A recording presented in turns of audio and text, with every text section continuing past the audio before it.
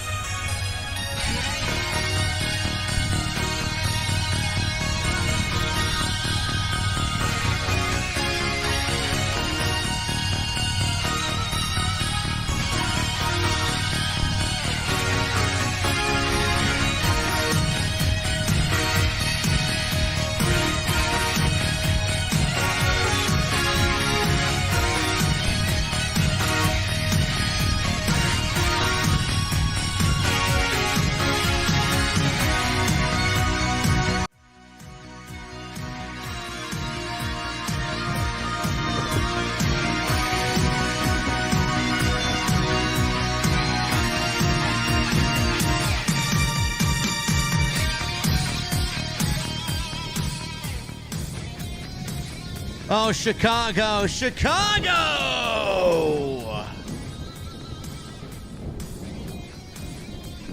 Off the script is the Forbidden Door. What a show last night, man. What a show last night. What a post-show scrum. Unbelievable. AEW, Tony Khan and New Japan Pro Wrestling, they shut a lot of people up last night, man. They shut a lot of people up last night, and it brought a smile to my face. I think now everybody can sit and finally put to rest the power of TK. I think we need to start trusting him a little bit more, man. I already do. It's the geeks in the community that don't trust TK. Unbelievable. Will Ospreay and Orange Cassidy, FTR, winning the IWGP Tag Team Championships. Thunder Rosa and Toni Storm, that fatal four-way. Claudio, I could not be happier for that man to see the smile on his face and the happiness just resonating off of him last night after the show was over, man. An absolutely tremendous appearance and debut by Claudio. Ladies and gentlemen, I'm still in Chicago. We're working through some kinks here. Internet might not be up to standard. The lighting might not be up to standard. My mic might not be up to standard. But you know what? I got the fucking venue in Chicago, and we're taking this bitch right to the OTS venue today. Twice. First through the Forbidden Door, and then for John Cena later on Monday Night Raw. Ladies and gentlemen, it is early, but it's happy hour. I got one question for you. What the fuck are you guys drinking? I'll see you over there.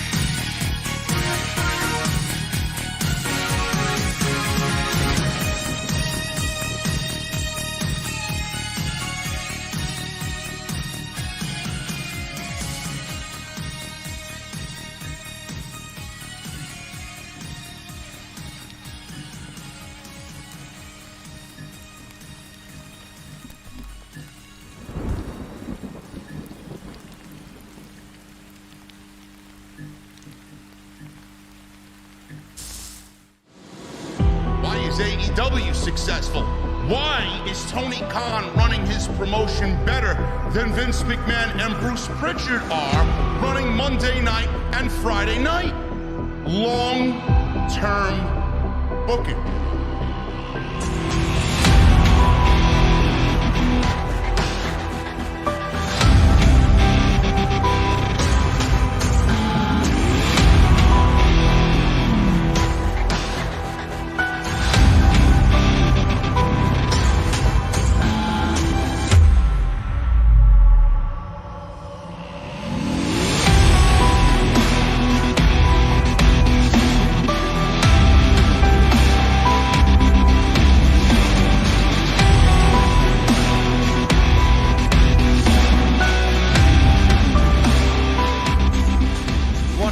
guys, thank you so very much for joining me right here on Off the Script. This is your AEW Forbidden Door 2022 post-show the next day on Monday. It is Monday, June 27, 2022. I am your host, JD from New York. As always, coming to you from the OTS venue. Thank you guys so very much for joining me on your Monday afternoons, wherever you may be. Word of warning, ladies and gentlemen.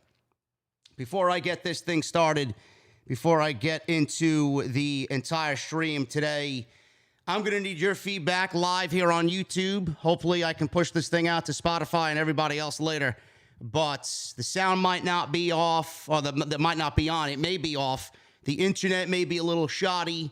I am still in Chicago. I am in an Airbnb, and the United Center is literally a 7-minute walk from where I am, where the show emanated from last night. The lighting might not look right. It may be off. Hopefully I sound right. Hopefully I look okay for you guys. The venue is here, and this is what sets us apart from everybody in the community. I don't do anything half-assed. If I could do everything the way that I am usually prone to doing it, I'm going to do it. So I appreciate you guys very much. I got a travel microphone. I got my usual setup. I got my travel lights, so everything hopefully will be good for the remainder of this review, and I appreciate you guys very, very much. Shout out to everybody that was in the scrum last night. Shout out to Jesse, who was modding. Shout out to Hula Grim and Otis and everybody else that was there modding. Hoot Media was there as well for a little bit. I know streaming the scrums, I'm still getting used to, but it is very difficult for me to monitor the chat like I usually do when I'm home. YouTube via mobile or on an iPad, if you're going to go live mobile on YouTube, you don't have any access to blocking anybody on the chat. You don't have access to close the chat when the stream is live. I did not really think it was going to be as bad as it was last night. That's why I have my trusty mods in the chat, and you guys took care of business last night. I don't know. So I got to get better at that, and I got to get better at traveling for the scrums and making sure that the scrums are audible on my end, which we will, obviously it's a work in progress, but obviously I will get better as, time goes on and I travel out to these different cities where AEW is going to have these major shows. But as far as the scrum last night, man, I want to thank AEW. I want to thank Tony Khan. I want to thank everybody in AEW that helped run the scrum last night. It was very, very well organized. Out of all the scrums that I've been to, which is 3, that was probably the one scrum that was run the best, in my honest opinion. I love the way that they had us seated. We were all seated. There was a big conference table in front of us. Obviously, Tony Khan and everybody else that was there last night, they were ushered to the stage one by one, given a certain number of minutes that they had to answer questions from the media, and it bounced back and forth between both sides of the room. One side got a question, the other side got a question. One side got a question, the other side got a question. I seen a lot of people in the chat last night. JD, ask a question. JD, ask a question. I wanted to bench everybody in the chat last night that kept asking me to ask a fucking question. Number one, I don't have any questions for Kazuchika Okada. Number one, okay? Number two, I didn't have any questions for Jon Moxley. I didn't. I could barely fucking hear him where I was sitting. Can't even imagine what you guys were listening to on my end. I wanted to wait for the right moment, and I want to wait for the right moment to ask a question. I didn't know who was coming on, but when FTR came on, you better fucking believe I had a question. I had the best damn question in the entire room. When Thunder Rosa was there, of course I was going to ask a fucking question. She dodged the question a little bit, which I don't blame her, but she gave a very respectful answer to the question that I posed to her. Obviously, if I had more time with her, I would ask her to body slam Jesse into the concrete, and you pretty much shit on his taco-making ability, but I don't have the time to do that, okay? It's not where I could raise my hand, hey, can I ask a question? No, you got to wait your turn. So I wanted to bench everybody in the fucking stream last night just for the sheer stupidity. Ask a question, why aren't you asking a question? You don't know what it's like to be the scrum, shut the fuck up, okay?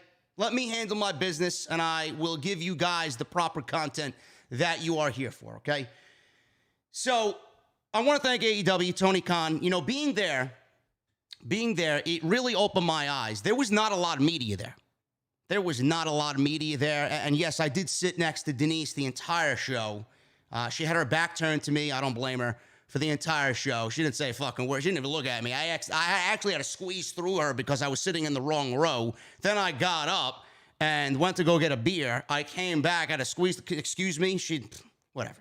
It is what it is. But Tony Khan, he invites a certain number of media. And it really opened my eyes to see who he chose to be there, who wasn't there. Maybe they didn't want to travel for this show. Maybe they didn't think it was a big deal. But he does have complete power over who he wants to be there. And I saw that firsthand. So the fact that I was chosen to be there, that I applied, that I got chosen to be there, if he don't want you there, Tony Khan's not going to have you there. So I was very fortunate that I was chosen to be there, and I got to be there, and I feel like I did you guys right. I felt like I had the best questions in the entire room. I would have had more, but it is a, first come, first serve basis for the questions. But I thank you guys so very much for being a part of the scrum. I looked at the numbers, and my media team looked at the numbers. Right under AEW and New Japan, the #1 live stream scrum in the entire community was us. We were more than Wrestling Inc. We were more than Fightful. We were more than everybody else. So I appreciate you guys very much for all of the overwhelming support. So I thank you, and I thank Tony Khan, and I thank the great AEW management team for running such a fluid post-show media scrum. The pay-per-view itself. A lot of people, and I don't know how I'm going to handle the review. I had everything kind of laid out today because Jesse was here. I was going to bounce questions off of him and whatnot. I don't know if I'm going to go over every fucking match and every move and every sequence in the matches that we saw last night, but I'm going to do my best to give you guys a real life interpretation of what I felt and what I saw in that venue last night at the United Center. The show itself, I don't want to say it was the best AEW show of all time, but I will say, if you want to come to me and I wouldn't say complain, but argue your case about last night's show, I honestly think Tony Khan and AEW and New Japan made a lot of people look stupid. And I honestly think everybody needs to get on the boats that Tony Khan is captaining right now. Without the roster that he's assembled, this show does not go on the way that it did last night, and this show is not nearly half as good as it was last night. Everybody complaining Tony Khan overloaded the roster, is nothing but WWE rejects, right? It's so fucking stupid. And the more we see it, the more we understand what's going on in that man's brain. Literally everybody that walked into that scrum last night, at one point in the night, made an indication that Tony Khan is a genius. He may be eccentric. He may be out there. He may be excited. You want to call him a fucking mark? I'm a fucking mark, man. We're proud to be marks. Everybody in that scrum last night alluded to the fact or aspect that Tony Khan is a creative genius. And FTR said it. Thunder Rosa said it. Jon Moxley said it. Cesaro, Claudio said it. I mean, I don't know what more you guys need. And I don't know why he gets half the shit that he does. He's a fan, and he's putting on a great wrestling product for the fans because he is a fan himself, and he's got a tremendous roster backing him up 100%. And that's the feeling I got last night at the post-show media scrum. Cesaro was so happy at the media scrum, never had anything to do with Tony Khan before last night. And this man, Tony Khan, hugged him the way that he hugged him and basically said, Cesaro, Claudio, saved this show last night. Without him, this show would not be where it is today and people talking about how good it was. FTR, they sat down with Tony Khan. Tony Khan is the mastermind behind FTR's theme song. I didn't know that before last night. That man is behind FTR's theme, and now the theme is so synonymous with what FTR is doing right now on the run that they're on that both Cash and Dax thanked Tony Khan for the theme that they currently come out to. Because it was his mind and his direction on what he wanted for them and what he thought would fit them best based on who they are and how they wrestle and their characters and their personality. That was all Tony Khan. They sat down with TK and they came up with that theme song. All his direction. I think a lot of people need to take a step back and start understanding the method to his madness, why he loaded this roster up, why he does what he does, why he is the way that he is. I mean, I know a lot of people out there love to doubt because they want this company to fail for one reason or another, and I don't really understand it. I don't know why you would want this company to fail. This company being in existence is better for pro wrestling in general, because where would all these people at WWE, cast as nobodies, which we know they're not, where would they go? Where would you see them wrestle? If you love professional wrestling, why would you ever want to see them just get released, get fired, be cast out to the fucking void of wrestling fucking obscurity, and then not be showcased and have their talents not be showcased anymore? I don't get that. AEW is giving them a foundation and a platform to continue what they should have been doing in WWE, but can't because they don't have a fucking eye for talent. They don't give a shit. So Tony Khan opens his doors to people like FTR and Claudio and Adam Cole and Keith Lee and Swerve and everybody else that's come on over from the E. And now look, without the roster that he assembled, that show does not take place the way that it did last night. That show isn't as good as it was last night. Forbidden Door was probably the best in-ring product that AEW has ever put on, period. I don't know if I could say anything bad about the in-ring product of the show. Was the show perfect? No. The show was not perfect. I did not like that ending, and I'll get to that when I get to it. I did not like the ending of the show. Everything about the show was perfect. Everything. The in-ring, the way the show flowed, the match order. I wish I could hear you guys were telling me in the chat that Kevin Kelly was fucking fantastic on commentary. I think he is great. I don't know if I'm going to go back and spend the $50 to rewatch it again, but at some point I may have to ask Jesse for his fucking Fight TV code, his password, to see and hear Kevin Kelly. I heard you guys said he was fantastic. Those are the aspects of the show that I miss being there. But the energy being there, man, my goodness. My goodness. From an in-ring aspect, it probably was the best AEW show that they've ever put on. I don't want to say it's their best show. To me, I think their best show still is Revolution 2022. And even that, for me to say that Forbidden Door rivaled that and bested that as far as an in-ring aspect, I mean, that show was tremendous. That may have been the best AEW pay-per-view of all time. So the fact that they did what they did last night is a testament to Tony Khan, and everybody should stop doubting what the fucking man is going to be able and capable of doing. The New Japan roster, the AEW roster, and everybody that was in that arena for the 3.5 hours that it was. I don't know what time it ended. It felt like the show was already over by 11:30 Eastern time.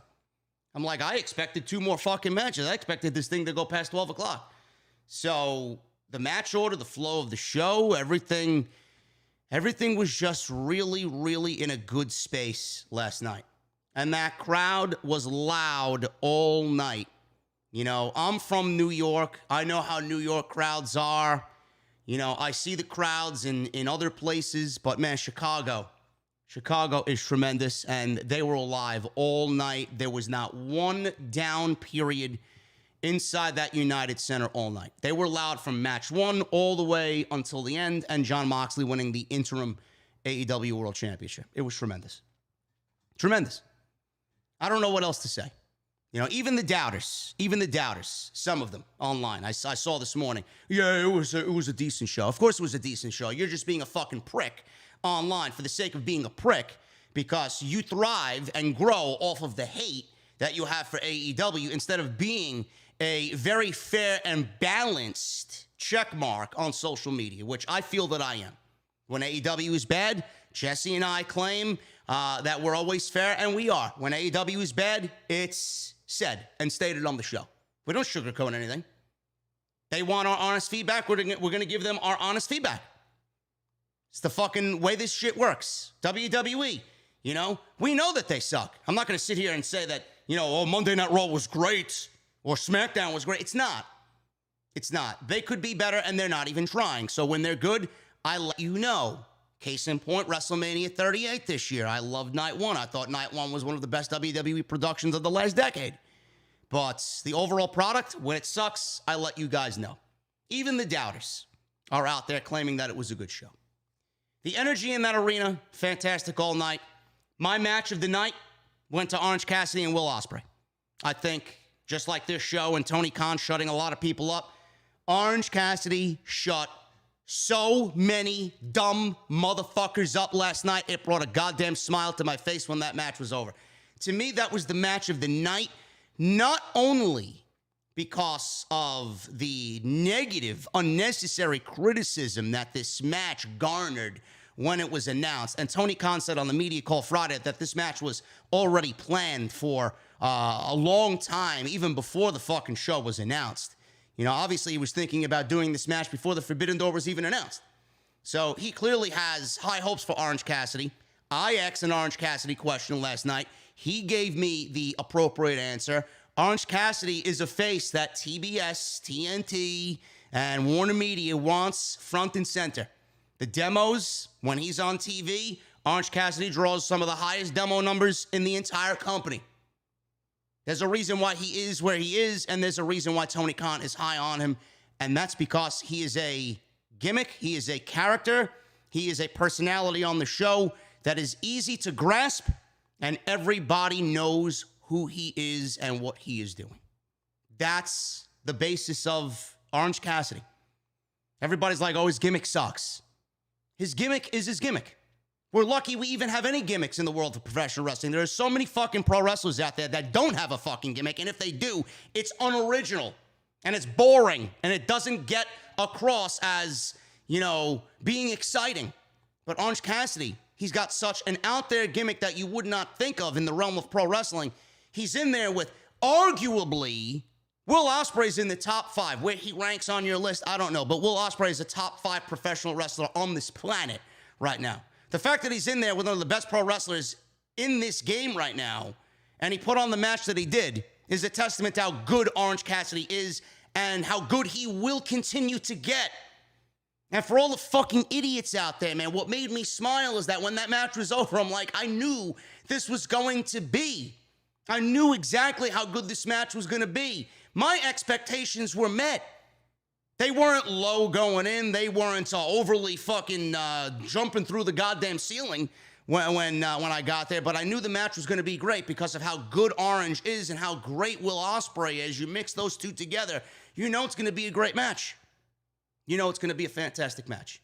And Will Ospreay, I don't think the man is capable of having a fucking bad match. Some people are really stupid out there, man, and you were made to look stupid last night, and I'm fucking happy. I had a smile on my face when that match was over.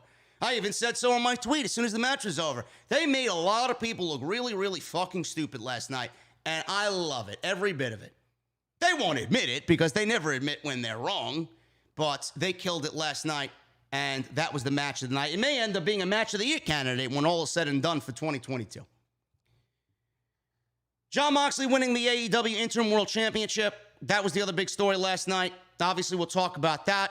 And there was a moment in the match where I know a lot of people's attention was kind of somewhere else, and it was taken away from what those two guys were doing in the ring last night. Moxley and Tanahashi, we'll talk about that.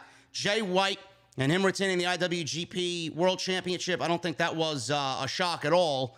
But the story of the match was Adam Cole and Doc Sampson, who was in the ring after that match was over, seemed to be a very bizarre and very off ending.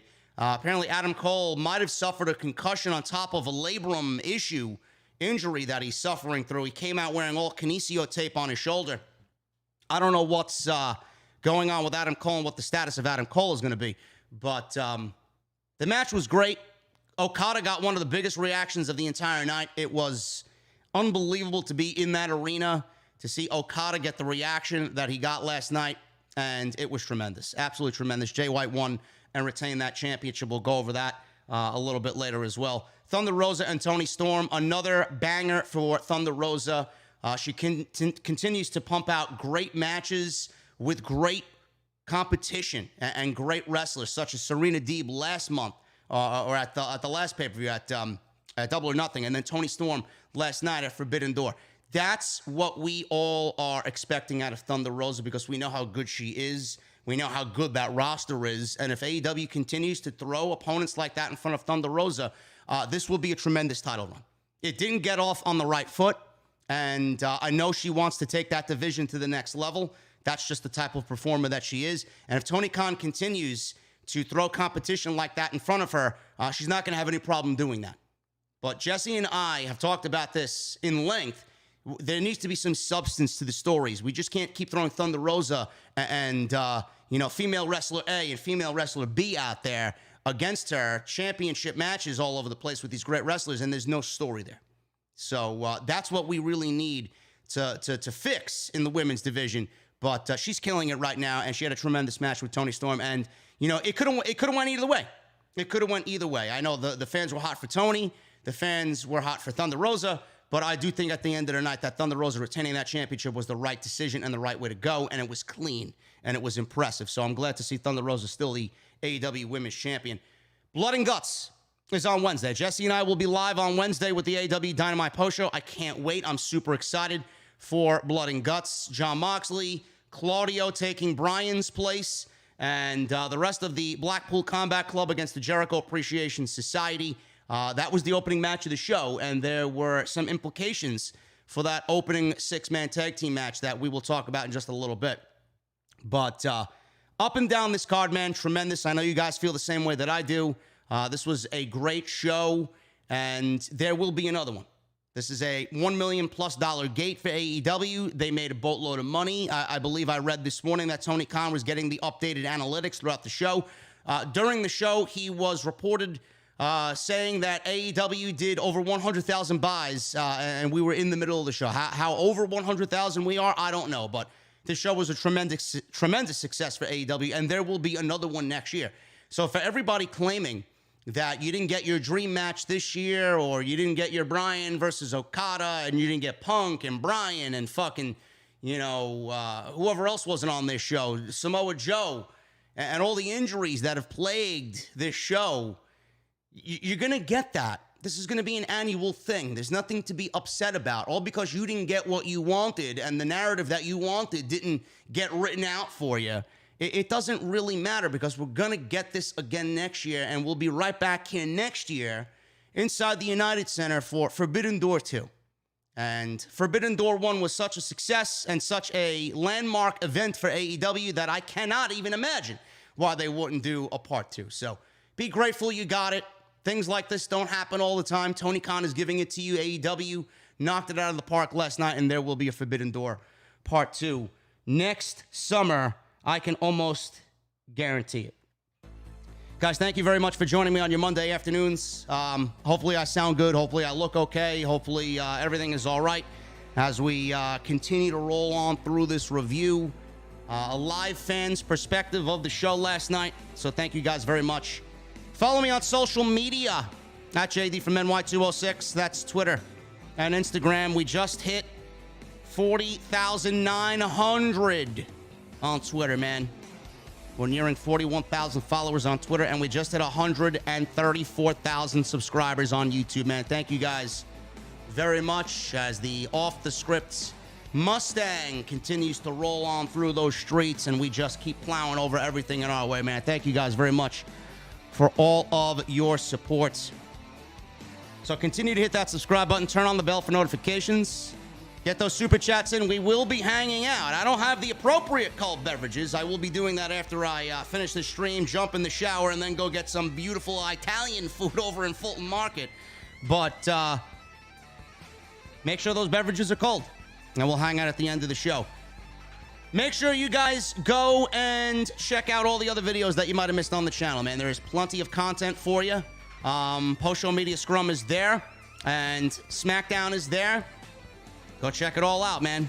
We'll be live again tonight, right here from Chicago for Monday Night Raw and John Cena's return. So make sure you guys come and join me inside the OTS venue later on as we talk John Cena and his return, possibly setting up a match with Austin Theory at SummerSlam in Nashville, Tennessee.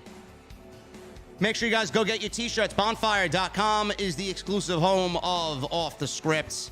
Make sure you guys go and hit that thumbs up. I need 1,000 likes. Minimum. I want to thank everybody that came out to the meet and greet, man, at the Ogden yesterday. You guys absolutely, and it's funny. I didn't do the amount of promotion I wanted for the meet and greet. because it was legitimately me waiting for them to give me the okay that they were going to set apart of the venue for us and set aside a part of the venue for us, which they did. So it was legitimately only 5 days of promoting it. I posted a story on Instagram. I posted a couple of tweets. I did a YouTube thread in the community section on YouTube. There had to be at least 60 plus people there. And you guys absolutely blew me away with your kindness and the stories that you told me. We had people from all walks of the country just come over. We had Ozzy. Ozzy was there for like a couple of minutes, man. Came over from the UK. Offered me his a place to stay when we go to the UK. It's crazy. So shout out to Ozzy and everybody else that was there, man. I'm terrible with names, but we had people from Toronto. We had people from Chicago. We had people from New York. We had an OTS VIP member from Guatemala show up. Obviously, he wasn't going to our meet and greet only, but he was going to the show and opted to stop by the Ogden for the meet and greet. It's crazy. You guys blew me away, man. Blew me away with all of your generosity and kindness, and it's unbelievable. Sometimes I'm at a loss of words for the amount of support that you guys give me back. You know, I don't really realize it in full just sitting here doing the shows, but I mean, what we saw last night, what Jesse and I saw yesterday, man, was bigger than any super chat, bigger than any donation, bigger than anything you can possibly do here while we're live. There's nothing better than that, man. And I appreciate it tremendously. I appreciate you guys so much. And I will continue doing right by you always. And this is only the beginning, really. So thank you guys very much. And I look forward to being back for All Out. If things plan out, I will be back for All Out. And hopefully House of Glory gets that show that they're looking for in Chicago. Hopefully. So I will be back for All Out, and I appreciate you guys very much. Also, just want to let you guys know that we are on Cameo as well. Make sure you guys go and check that out. Link down below in the description. We got our first Cameo. I still got to film it, actually. I should do that before I do anything later today. But we got our first Cameo. Birthday wish for a special VIP. So thank you, and go check that out. That is down below in the description. And like I said, please hit that thumbs up. Let's try for 1,000 likes minimum on today's Forbidden Door post show, the day after, right here on Off the Script. Let's get into the pre-show, man. I'm not going to go over the matches for the pre-show. The pre-show was the pre-show. It usually is not all that important at all. But the pre-show started with, I believe it was Yoshihashi and Hiroki Goto. Can't even pronounce his name. Against Aaron Solo and QT Marshall. This one went to New Japan. Yoshihashi and Goto win this match. QT Marshall, man, is quite vilified in Chicago, which was a great thing to see. You know, QT Marshall, what I will say about this match, he doesn't really get the appreciation that he deserves. QT Marshall is very good. You know, and what I find funny is, you know, he is a veteran of the art of pro wrestling, and he is a trainer. Obviously, he's got a big hand in the Nightmare Factory. I love how he goes out there and has no fear about just letting it fly. If he sees others doing the flips and the dives and, you know, being a little bit more youthful out there and wrestling to, I guess, the beats of how pro wrestlers usually wrestle in 2022, QT Marshall's not going to be afraid to do anything, man. I believe at one point last night he did a fucking tope over the top rope. And that's not something QT Marshall is known to do. That's not something QT Marshall should be doing at all. So I found that to be funny. But this one went to Yoshihashi and Goto. So the ending came when Marshall went for a 450, which looked absolutely fucking fantastic. He did miss. And Yoshihashi took down Solo with a dropkick to the knees. Goto took out Marshall with a Yushi Goroshi. I loved Moro always calling the Yushi Goroshi. But we don't get anybody calling it by its actual wrestling name. So we got a Yushi Goroshi, and then Goto and Hashi hit their double team finish on Solo to get the win. So that was the opening match of the buy-in. Lance Archer defeated Nick Comoroto I don't know if I read beforehand if this match was on the pre-show or not. I think something else got removed, or maybe something didn't get removed, and this got it added to the pre-show. But Lance Archer defeated Nick Comoroto. I've seen some people on social media asking, why was this match added? Who gives a shit? Blah, blah, blah. The reason why this match was added to the pre-show is because Lance Archer is wrestling in front of a New Japan audience also watching this show, and Lance Archer is in the G1. So that's why he was there, and Lance Archer getting a solid victory over Nick Comoroto. Now you guys can expect Lance Archer with some momentum to get into the G1, and he's going to be an AEW representative in the G1 Climax this year. So that's what is this, or this is what this is about for Lance Archer. Archer, he went and did his top rope, walking the top rope moonsault, which always looks great.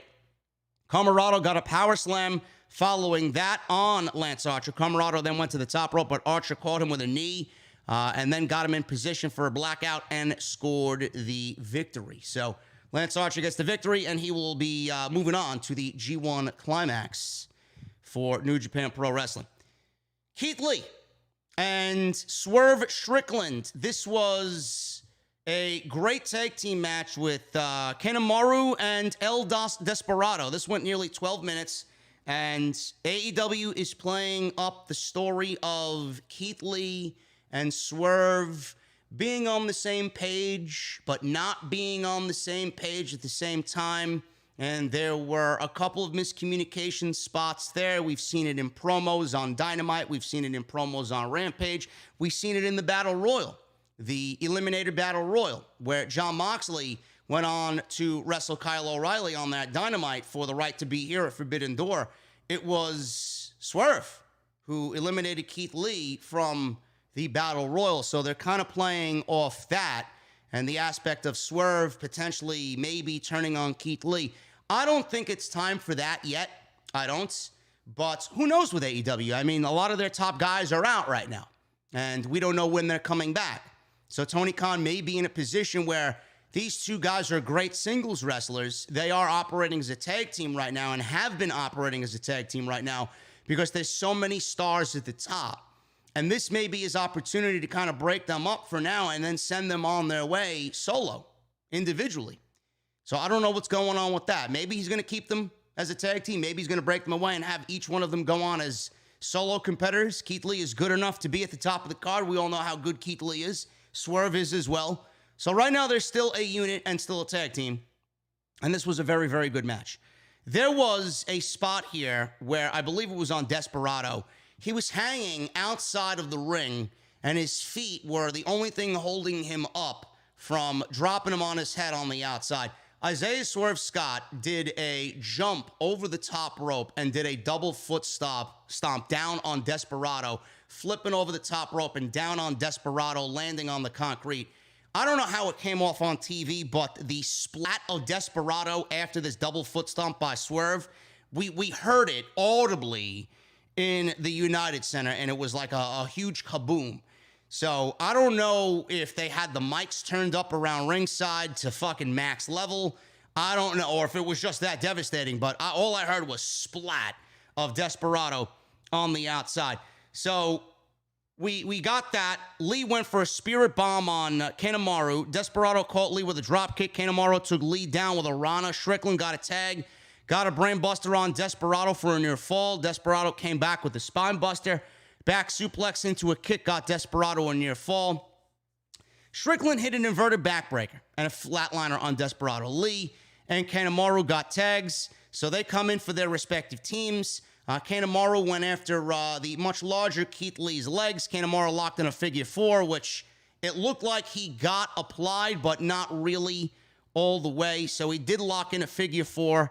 And Desperado got the numero dos, he calls it, on Shane Strickland. Lee got a hold of Desperado by the throat, tossed him into Kanemaru. Kanemaru then went for a sunset flip on Lee, but countered into another spirit bomb attempt. That was broken up, though, by Desperado.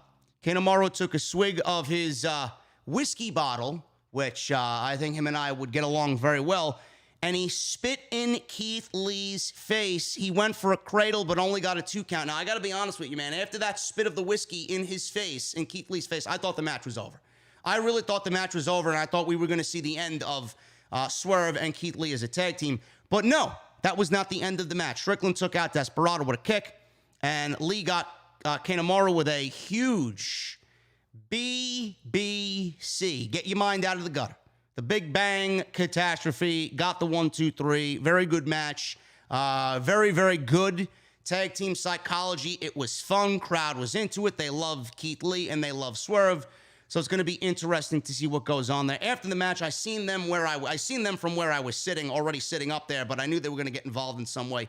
Ricky Starks and Will Hobbs were in the mezzanine level by the luxury boxes, and then after the match was over, the arena shined the spotlight on them. And then Ricky Starks cut a promo, Powerhouse Hobbs cut a promo from the skyboxes challenging Lee and Strickland to a match, which they've been building to. And it's going to be interesting to see when we actually get this match play out on television. It should be really fun and super entertaining. So we will see what happens. And that may be the match. That may be the match where we see Keith Lee and Swerve call it quits on this tag team and go their separate ways. So that remains to be seen, but I'm very much looking forward to those four getting in the ring once again. Finally, the buy-in ended with Max Caster, Billy Gunn, Austin Gunn, and Colton Gunn. They loaded this buy-in up, man. They really wanted to get everybody into that Forbidden Door. Anthony Bowens was there. They defeated Yuya Uemura, Alex Coughlin, Kevin Knight, and the DKC, who lost to Hook on Friday Night Rampage. This went to the Gun Club. Not surprising at all. Max Caster was incredibly over in the United Center, and rightfully so. He's awesome. And this one ended when Knight hit Gunn with a drop kick. Gunn came back with a famouser on Coughlin. Caster hit the top rope elbow drop, which he calls the mic drop, on Coughlin for the 1, 2, 3. And that was pretty much the end of the buy-in.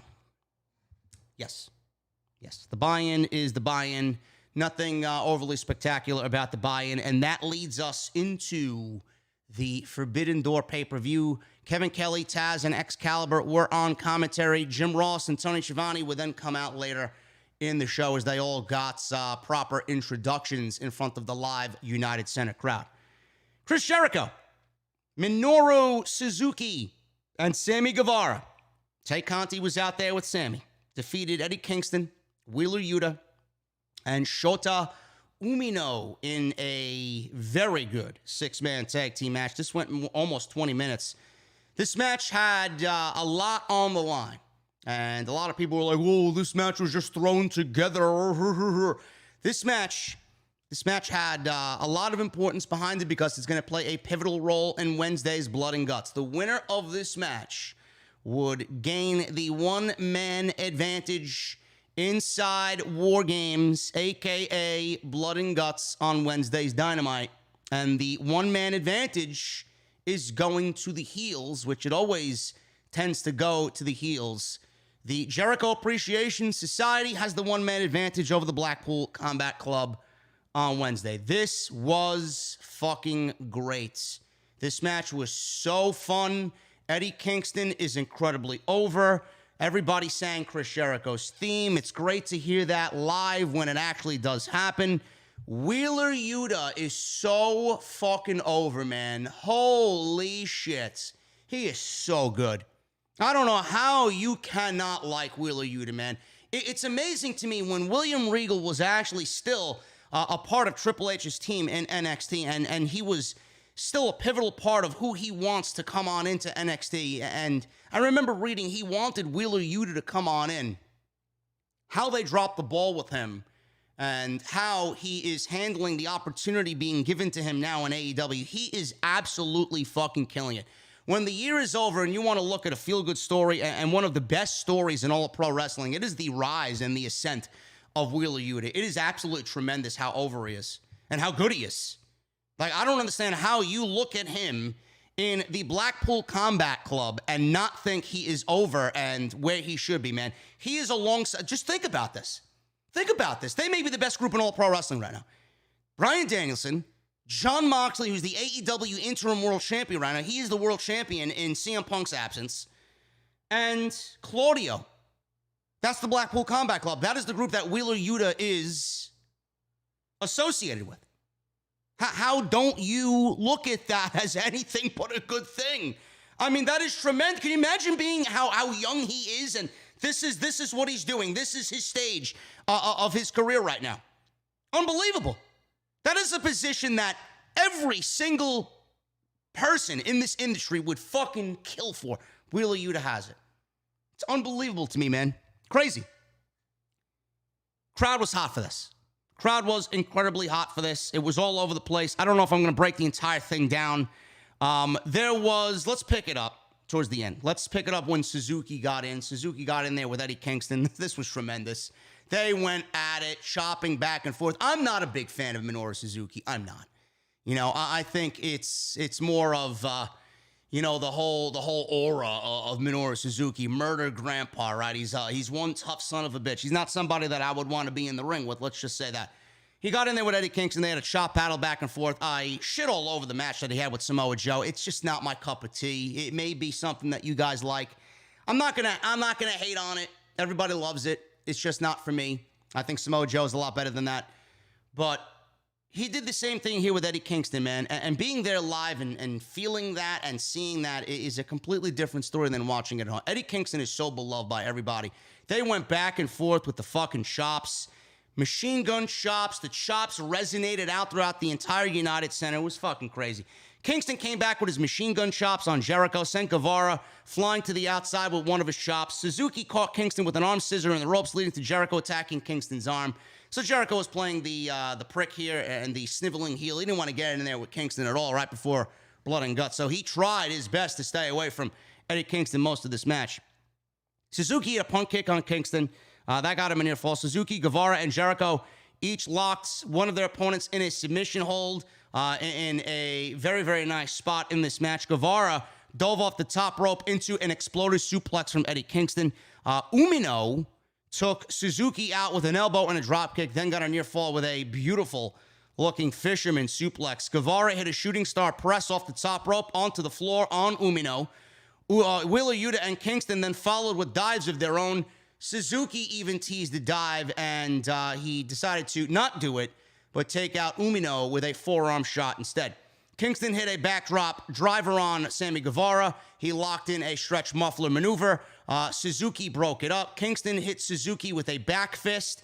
Did not look all that good from where I was seeing on the big screen. It looked like he didn't get all of the back fist. And then everybody just started hitting big moves all over the place. Jericho eventually got a suplex on Eddie Kingston. Guevara hit a cutter on Umino off the second rope, springboard cutter by Sammy Guevara. And Yuta hit a splash from the top rope on Guevara. So everybody was just going crazy at this point in the match. Guevara hit a knee on Umino. Jericho followed up with a code breaker for a near fall. Umino hit Jericho with a power slam in the middle of the ring for a near fall. This was off the second rope. Conti was on the outside. She distracted Wheeler Yuta. Obviously, you could see why. She's a beautiful woman. Distracted Wheeler Yuta on the outside, and Guevara was able to blindside Yuta with the go to hell on the floor. So Guevara then caught Umino with a move. He got a near fall on Jericho with a brainbuster. Umino then all of a sudden, this is where the crowd really got crazy, man. He locked in a Walls of Jericho. Did Umino. Crowd went crazy for getting the move done to Jericho. So he locked on Jericho's own move, and the crowd in the United Center went fucking batshit crazy for this shit. So he locked on a Jericho Boston Crab is what it is. It's not really the Walls of Jericho, but it's a Boston Crab. Guevara broke it up with a couple of super kicks. Suzuki took out Kingston with a pile driver that landed Kingston right on his fucking head. This left Umino in the ring 3-on-1 against the Jericho Appreciation Society, and he took care of Suzuki, took care of Guevara, but Jericho hit Umino with the Judas effect, and that was enough for Chris Jericho to get the victory. They got the one-man advantage in Blood and Guts to hopefully lead them to victory on Wednesday night on Dynamite. This was a tremendous match. This was a great open. Crowd was incredibly hot for every single bit of this match, and you can see why. And the match had a level of importance that took it up a notch to me, and it should have taken it up a notch to the casual viewer watching at home, because there was something on the line here that will lead into being a major part of Dynamite on Wednesday night. So I'm glad that we got this to open. I thought this was the perfect open of the show. It was either this or I felt like Will Ospreay versus Orange Cassidy should open the show, but this was perfect. Excellent six-man tag. Very much an important match for the Jericho Appreciation Society going into Blood and Guts, and that's exactly what we got. They got the one-man advantage on Wednesday night. Dax Harwood and Cash Wheeler, FTR, against Roppongi Vice. This is Trent Beretta and Rocky Romero. Against the United Empire, Jeff Cobb and the Great O'Khan. This was for the IWGP Heavyweight Tag Team Championships. And I think this was going to be a winner-take-all match, if I'm not mistaken. So if FTR lost this, I believe they would have lost the Ring of Honor Tag Team Championships in the process. But the fact that FTR did win this match, they are now IWGP Heavyweight Tag Team Champions, and they own 3 tag team titles, and it's unbelievable to see the run that FTR is on. They are the AAA Tag Team Champions, they are the Ring of Honor Tag Team Champions, and now they are the IWGP Tag Team Champions. There is only one other belt that they are able to go after that they do not own, and those titles are currently owned right now by the Young Bucks. I said this live on Twitter, and let me take a sip of my water here. It's going to be a long stream. I want to make sure I'm hydrated. I said this on Twitter. It was months ago where Dax Harwood was shaving Cash Wheeler's back, or vice versa. I don't know who was shaving who. I don't really care to remember. They were shaving each other's backs on either Monday Night Raw or Friday Night SmackDown, one or the other. The Usos were filming it Jackass style. These guys did not want to be a part of this tag team division anymore. They did not want to be a part of WWE anymore. They were doing shit that was obviously beneath them. And then we hear the news about when they were released and they were let go, that WWE wanted to change their gimmick. And they wanted to put them in what looked to be circus-like ring attire. They look like legitimate court jesters. They look like clowns. They look like 2 geeks dressed in fucking silly Halloween fucking costumes, and they wanted them to come out there doing God knows what Vince McMahon wanted them to do. Dax Harwood and Cash Wheeler, right now, I can't think of anybody off the top of my head. You guys might have a different answer. You guys might have a little bit to add to this. But right now, Dax Harwood and Cash Wheeler are the absolute prime example of what WWE does to talent and what WWE lets you know about talent that they have under their watch, in their grasp. They are the very definition of WWE not really feeling that talent is as good as we know that they are. WWE let these guys walk without understanding and realizing how good they really are. And I don't know how much of it is on them, just for the simple fact that I think half of the fucking management over there are a bunch of fucking blithering idiots, or it's that they have their own driven narrative and nobody's going to be there to disrupt their narrative. You know, it's a very Usos and New Day narrative in WWE. There's no other tag team that is ever right now, especially with that tag team roster, which I find ridiculous. There's no tag team right now that is going to be better than the Usos. No matter how good you are. If FTR was on WWE right now, they would not be ahead of the Usos. WWE would be treating the Usos as top priority because they are affiliated with Roman Reigns and the Bloodline. And that sucks. And that's what they do. That's what they do. So I think they would have been shit out of luck no matter what. And the New Day, WWE loves the New Day. WWE has given New Day multitudes of tag team title reigns. I mean, I don't even consider the New Day in the top 10 of tag teams of all time. So I don't really understand why FTR, was treated the way that they were. They come on into AEW and they are absolutely the greatest tag team on the face of the planet. I don't think there's anybody right now in the tag team game, in all of pro wrestling, in all of the world, that can do what FTR is doing right now. And yes, They have 3 sets of tag team titles, hopefully soon to be 4 with the AEW. I don't know why we're stopping with just the fucking IWGP Heavyweight Tag Team Championships. FTR is right now, the year that you're getting with FTR, not only, this is amazing. This is amazing. They are the best tag team in the entire world because of what they've done this year. They own Match of the Year so far, and probably will still be the same way when we get to December and we get talking about what was Match of the Year. They're the best tag team on the planet, bar none, nobody even close. They have the Match of the Year for 2022 and probably will have the Match of the Year at the end of the year as well with the Briscoes at Supercard of Honor. They are on the verge of winning 4 major tag team championships and having 4 major tag team championships held at the same exact time. And Dax Harwood, and this is why I brought it up in the scrum, I wanted to get his feeling. I don't know if he really pays attention to social media or not like the rest of us do. Maybe he thinks it's cancer like the rest of us do.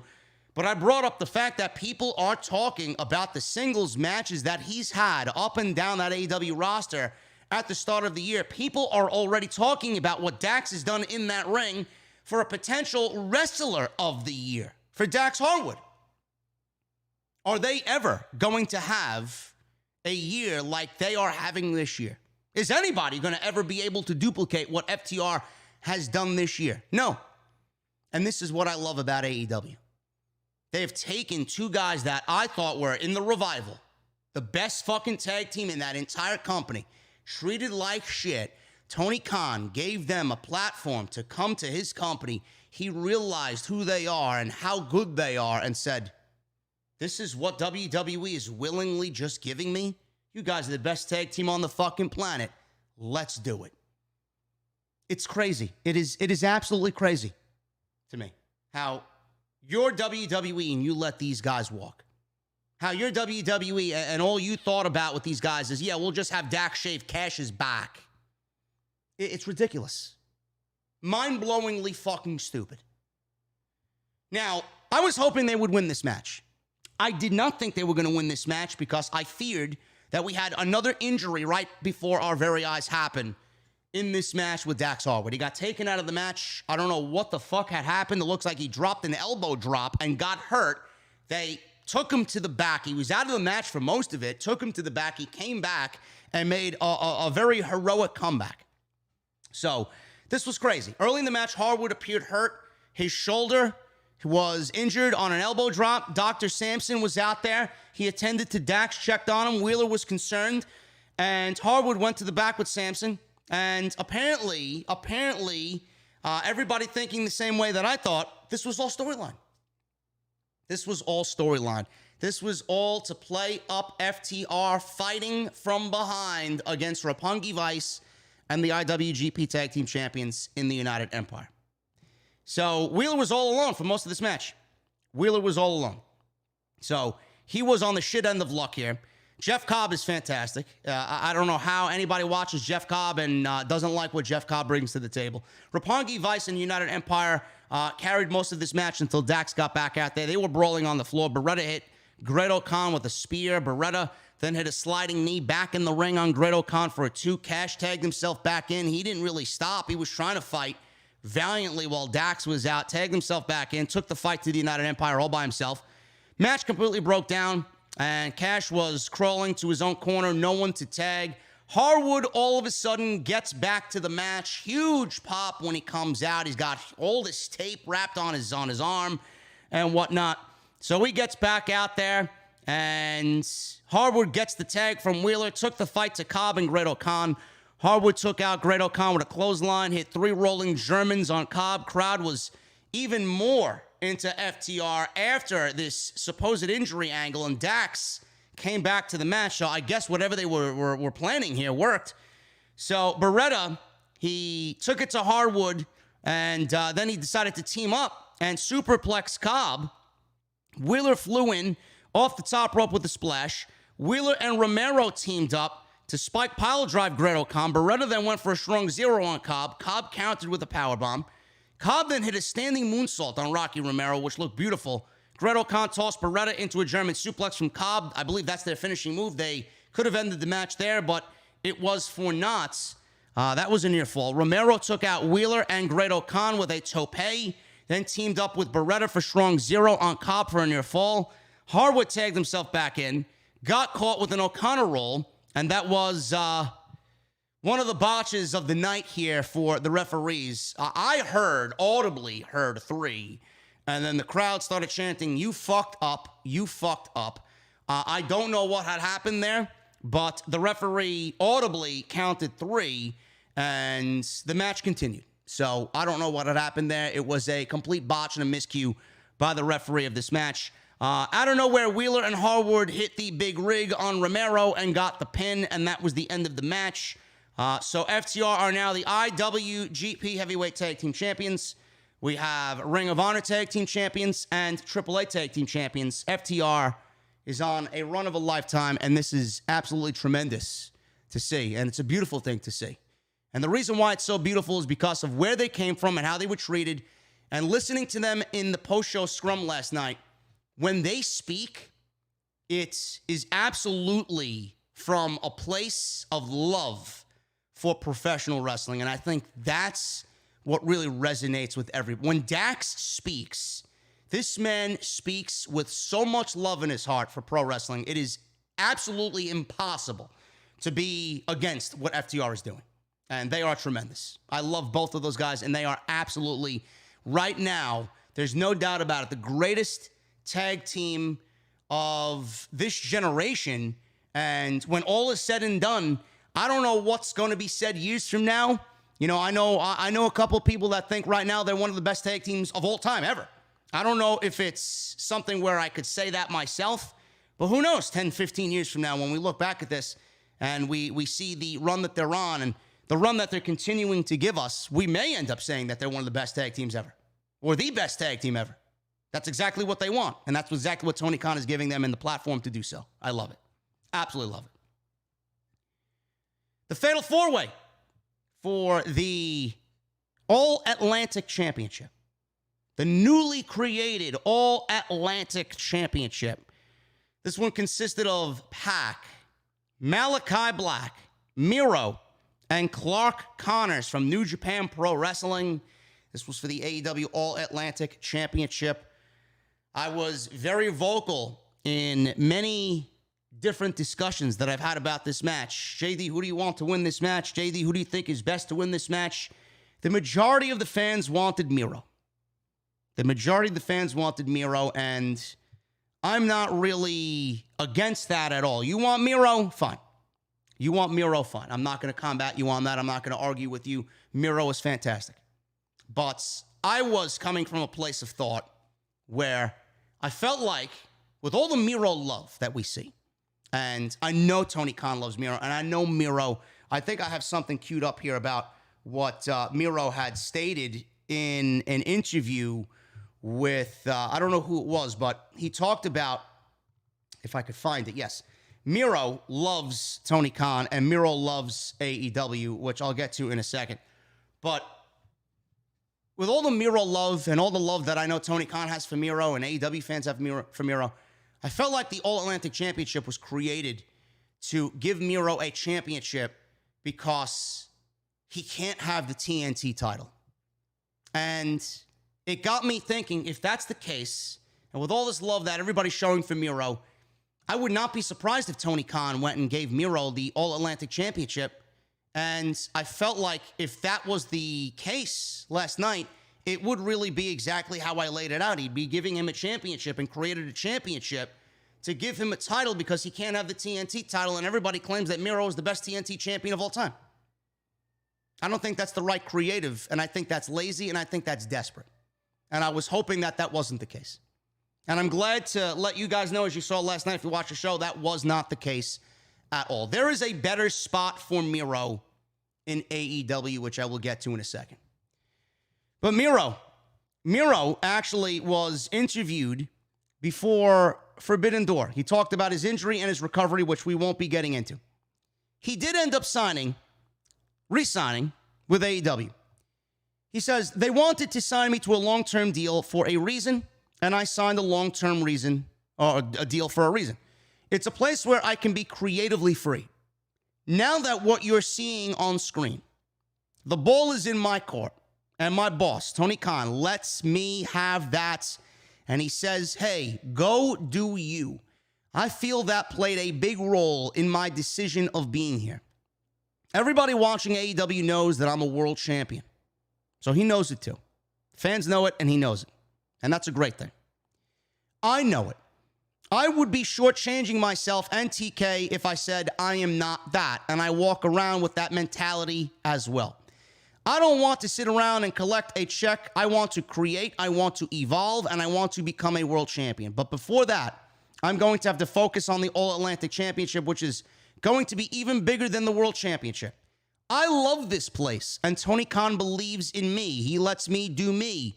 He doesn't have to be involved in every single little thing. I love that. I love working with him. I love this company.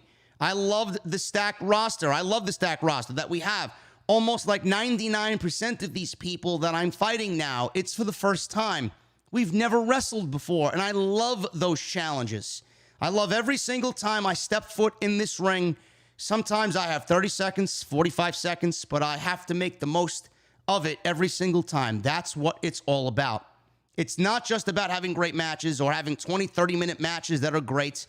We only have so much television. It's about what you do with those 30 seconds that you have or those 45 seconds that you have, and this is why I excel the most.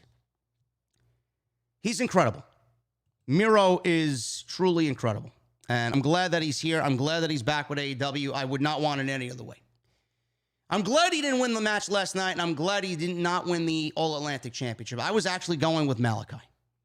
I was going with Malachi, and that means no disrespect to Pac or Clark Connors or Miro.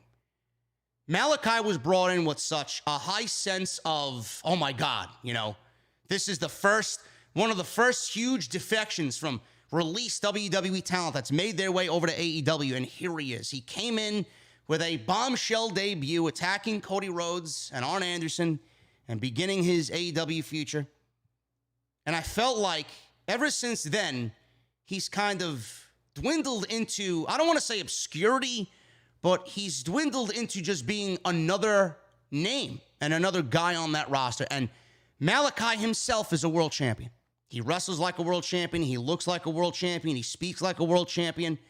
He is a world champion caliber professional wrestler on the AEW roster. And the fact that we haven't seen him in more of a substantial role on the television show, I don't like it. I don't like it. Miro has been there. Pac is another one. I don't know what Pac's status is with the company. He comes and goes far too often for me to even say, yeah, let's put the title on him. If he's back, I'm blessed to have him here because Pac is one of the best pro wrestlers on the planet. And he's absolutely tremendous in everything he does. And another guy that deserves a world championship title run or a championship, period, because of how good he is. But I felt like with Malachi coming on in and the splash that he made and then all of a sudden just went away and he feels like another guy, I feel like he would have been the guy to start building that title around, give that title some prestige, and then start building the House of Black from within. Because if you got Malachi as the All-Atlantic Champion, who's to say that Tony Khan doesn't put Buddy Matthews and Brody King in a tag team role and has them go after the tag team titles? Now, I don't know where they're going from here. I would have hoped to see Malachi win. He did not. Pac won the match. I don't know when the Trios Championships are coming, or if they're coming this summer, or if they're coming later this year. I don't know. But the House of Black needs to be a more substantial group, or they need to have a more substantial role on the show. And if the Trios Championships are coming, I really need Tony Khan to get with what the fans are feeling about with the House of Black. They are, and if you need a heel team, because everybody loves a good chase, if you need a heel team to go after, as far as Trios Championships, when those titles are created and brought to television, look no further than Malachi, Buddy Matthews, and Brody King. Because I feel like right now, they need it more, and they need the attention more than everybody else in that ring. Pac is another one. Pac's been there since day one. He's a day one. He is a day oneer. And he hasn't complained about anything. He hasn't given lip to management. He's done what he has been asked to do. He's made everybody in that ring with him look better. He's had fucking incredible matches with Moxley and Omega and Orange Cassidy and everybody that's been in the ring with him. And he hasn't complained about being shortchanged, short-sighted, held back, nothing. Haven't heard one fucking report about that man complaining about anything. Why did Pac win that World Championship last night? Why did Pac win the All-Atlantic Championship? For those reasons. For those reasons. Tony Khan even said it in the post-show scrum. Pac absolutely deserved a championship, and this was the championship that was created, and he had Pac first and foremost on his mind as the inaugural All-Atlantic champion. I wanted Malachi. At the end of the night when we got Pac, I can't sit here and fucking complain about it at all. I wouldn't have complained about Miro in a negative way. I wouldn't have complained about Clark Connors. He was fantastic last night, too. Some people were even tweeting that he should be all elite. Whatever the case may be, he filled in tremendously for the role of, I don't know who Ishii was supposed to be in that match. He filled in perfect. I wouldn't have complained about Miro. I wouldn't have complained about Malachi. I wouldn't have complained about Pac. And it went to Pac. And I'm glad that Pac is a champion because, my God, man, if anybody deserves it, it is absolutely Pac. This match was fun. This match was fun. It went nearly 15 minutes. They got a lot of time to do what they had to do. Miro, he was, it was funny, man. All three of these guys are ex-WWE guys. I'm looking at these guys, and I'm like, Jesus, WWE had Malachi, Pac, and Miro, and look at where they are now. How do you get rid of talent like this, man? I'm watching this shit. I'm like, these are three ex-WWE guys. How are you just so reckless with talent and don't find any value in these three guys right here? Oh, they're too small. Oh, they don't have a good promo. Oh, they're this. Oh, they're that. They don't fit the current mold of a WWE superstar. Fuck that. Fuck it. Miro caught Pac coming off the top rope with a fall-away slam. Miro hit a Uranagi on Connors. Black and Miro worked over Pac with some stops. They were going at it and putting the boots to Pac, and they started dragging Pac all over the ring as if they were fucking hyenas feasting on their prey. It was ridiculous. So Miro dumped Black to the floor. He then caught Pac with a spine buster. Miro set up the Machka kick. Pac caught him with a super kick, took out Black with a plancha. Pac hit a shotgun drop kick on Miro, and then a German suplex on Black landed him right on his head. Black then hit Pac with a knee strike. Connors comes in, suplex on Black. Could not do the suplex to Miro. Black dropped to the floor. He pulls out a table. Crowd goes crazy. Black leaned the table against the ringside barricade. Black and Miro teasing who's going to go through the table. Nobody went through the table until Connors speared Miro through the table and Miro got folded in half. Connors back in the ring, and he got a huge reaction after the table spot. And then in the ring, it was all over the place. You wanted Malachi, Pac, Miro to win it. There was a large section of the audience that was even getting behind Clark Connors to win this All-Atlantic Championship. After the table spot, he was getting these huge reactions inside the United Center. He hit Black with a spinning power slam. Caught Pac with a spear. Connors hit his trophy kill. He calls it the trophy kill. It's an inverted blue thunder bomb on Pac. It looked gorgeous for a near fall. Crowd started getting behind Connor with a let's go Clark chant. Connors ran into a super kick from Pac. Pac went for the Black Arrow. Malachi caught him on the top rope. This set up a superplex, big stacker avalanche spot that you typically see in these multi-man matches. Everybody goes down with Miro on the bottom, power bombing everybody onto the mat. Miro tossed out Black, and Connors hit a Machka kick on Pac, locked in the game over. I thought it was legitimately game over, and Miro was going to win the All-Atlantic Championship. Pac was desperately reaching for the ropes. Miro pulled him back. I'm like, this is it. That's over. We got a new All-Atlantic champion. All of a sudden, Black comes in and spits the mist in Miro's face, which is legal, which I'll get to in a second. Black tried to lock Connors in a hold, but Pac came off the top rope with a Black Arrow and then locked Connors into a brutalizer. Instant tap out, and Pac is the All-Atlantic champion. Gorgeous. Absolutely unbelievable ending sequence to this match with the game over, into the mist, into the Black Arrow, into the brutalizer. It was fucking great. Miro, he didn't win the title. but he did not look bad in defeat. He didn't suffer the pinfall, and he got misted in the face. That's as protected as anybody could be protected. Pac pins Clark, or he submits Clark here. Clark Connors was in this match. Excellent showcase for him. He was ultimately going to eat the pin. Everybody on AEW's side was protected. Black was protected. Miro was protected. And Pac pins, or submits Clark, rather, after the Black Arrow. And then the Brutalizer makes him tap. Goodbye. We got Pac as the All-Atlantic Champion. Awesome. Everything about this match was great. And I can't wait to see what they do with that All-Atlantic Championship, man. I really hope Pac is given the ball to run with it and really defend that shit with pride and honor, man. That's the right guy you want holding a championship, and he is tremendous at everything. So I have no doubt in my mind that he's going to do the same thing he's done for the last 3.5 years without a title, now with the All-Atlantic Championship. Sting, Darby, and Shingo versus the Bullet Club. This is the Bullet Club. We got El Phantasmo and the Young Bucks here. This was, up until this point, my match of the night. Up until this point, this was my favorite match of the entire show. Just simply because of Sting. Just simply because of Sting.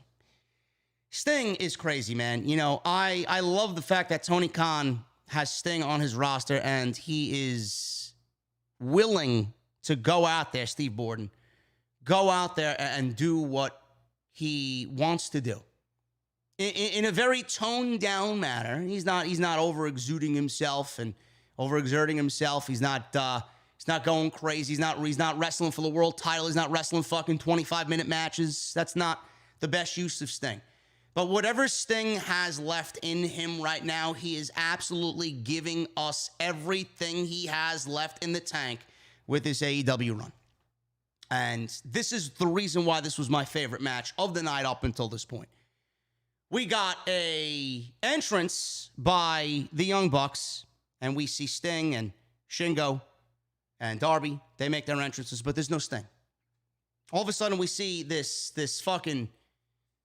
masked character, this fucking face-painted character in the fucking rafters of the building. Throwback to old school Sting, Crow Sting in WCW. We see this Sting-like figure up in the rafters, and then all of a sudden the lights go out. Lights come back on. Sting is in the fucking arena. He's hanging off the fucking tunnel, and he jumps onto all of the Bullet Club off of one of the entrance tunnels, and that's how the match starts. Tremendous. Crowd went legitimately bonkers for Sting and the way he entered the arena here at Forbidden Door. So, Allen got triple teamed by the Bullet Club in their corner. Excalibur was on commentary here with Tony Schiavone. So this is when they kind of ushered out Tony Schiavone. Of course they would with Sting. So I heard they announced Tony Schiavone right before this match. I wanted to put that there in my notes. So El Phantasmo and Matt Jackson competed to see who could do the most, I guess it was described to me as a Goldberg back rake, is what they tried to do. They tried to Goldberg back rake them, a competition between back rakes here. Allen, whatever the case may be, it was ridiculous, and they had a great time. The crowd ate it up. They went crazy with it. Allen got hung up in the corner and triple drop kicked by the Bucks and Phantasmo. Allen came back with a German suplex on Phantasmo. Allen caught Phantasmo with a code red and tagged in Shingo. Shingo was over. Big time over. He took the fight to the Bucks, getting a near fall on Nick Jackson after a twisting snap suplex. Shingo hit a Death Valley driver on Nick and tagged in Sting. Crowd went crazy for the Stinger. Phantasmo tried to give Sting. He tried to twist his nipples, this guy. Sting no-sold the twisting of the nipples, and that was pretty much all Sting needed to do to get fired up here. And Sting hit a Stinger splash. Hikuleo was on the outside. He's a part of the Bullet Club in New Japan. He distracted the referee, and Phantasmo low-blowed Sting. Young Bucks came in and gave Sting the super kick party. Sting no-sold the super kick party and took out both Bucks with a clothesline. He then got a tag into Allen. He went for a coffin drop, but Matt got his knees up.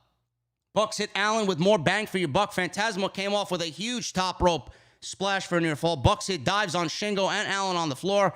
Phantasmo then came into the ring and did a rope walk moonsault out to the floor. Sting teased his own dive on the Bullet Club because everybody else, why not? He already jumped off the fucking tunnel.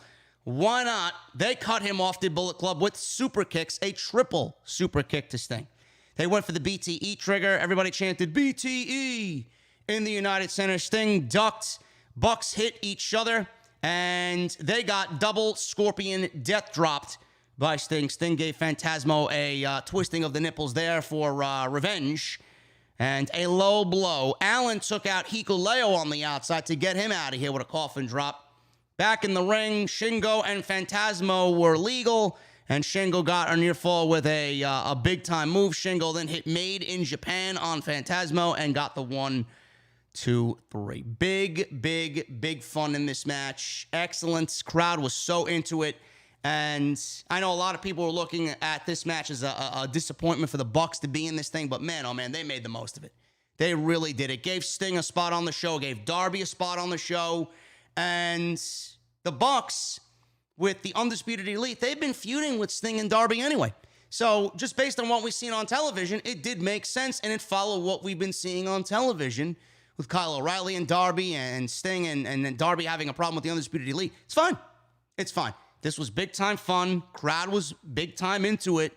And up until this point, I thought this was the best match of the night. Obviously, that was not the case by the end of the night, but this was a lot of fun and a great six-man tag. We got an announcement for September 21. AEW returns to Arthur Ashe Stadium. September 21, Wednesday, Arthur Ashe Stadium. AEW will present Dynamite and Rampage Grand Slam. The finisher was not made in Japan. I'm sorry, guys. I'm there taking notes. I'm sorry if I misquoted. Who gives a shit? You're going to fucking correct me? I'm going to get you the fuck out of here, man, being there live, okay? This is what pisses me. This is why I should close down the chat. This is why I should close. It wasn't made in Japan. I don't give a fuck what it is. I was there live. Sorry, I misquoted my notes. I'm sorry. The fuck out of here. Fucking New Japan elitists, man. Get them the fuck out. I'm tired of this shit.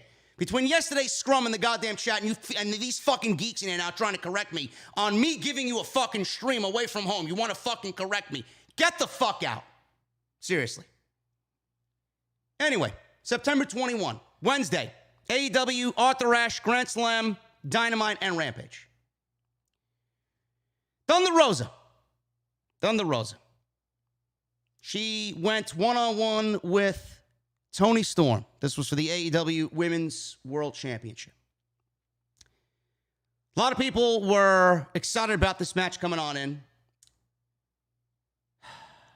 I'm just going to close the chat down, guys. I'm going to close the chat down. Either you're joining late or you're a complete fucking idiot. I don't know what I got to do to fucking fill everybody in. New lighting. No, I don't have new lighting. I'm still in Chicago. I'm doing this review from an Airbnb, and I'm giving you a fucking podcast with the full OTS venue setup, and you want to fucking complain that I'm missing notes, and you want to complain about the fucking lighting. Get them the fuck out, Hooligram. Get them out. Get them out. You're pissing me off. You're really starting to piss me off. Thunder Rosa and Toni Storm. A lot of people were excited about this match. A lot of people were excited about this match. I was excited about this match just based on the caliber performer Toni Storm and Thunder Rosa are.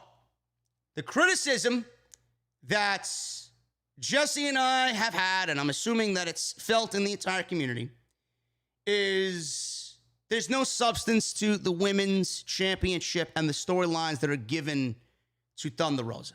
She's had a very up and down title run. It's not the title run that we all envisioned when she beat Britt Baker. Started off on the wrong foot with Nyla Rose. It's got back on track.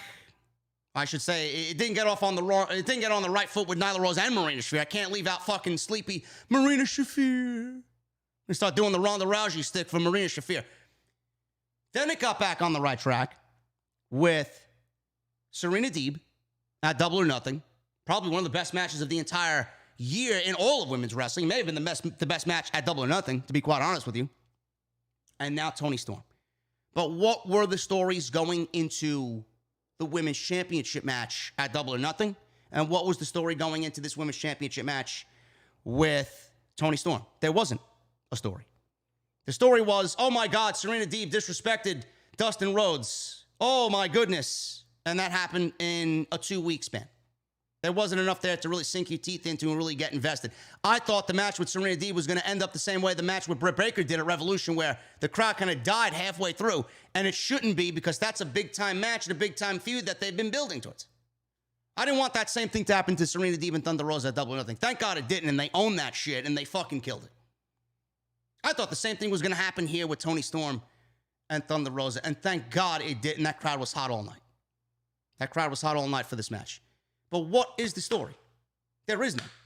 The story is Toni Storm is in the top 5. She is the number 1 contender, and she's gotten wins and a nice win streak lately. That's it. There's no real solid story. If you're the women's champion and you're holding the women's championship, you should be on TV in solid stories and building, not only through wins and competitive matches, but what's the story there? There was none. Thankfully, this match did not suffer from what I was worried about with Serena Deeb. It didn't suffer there. It didn't suffer last night.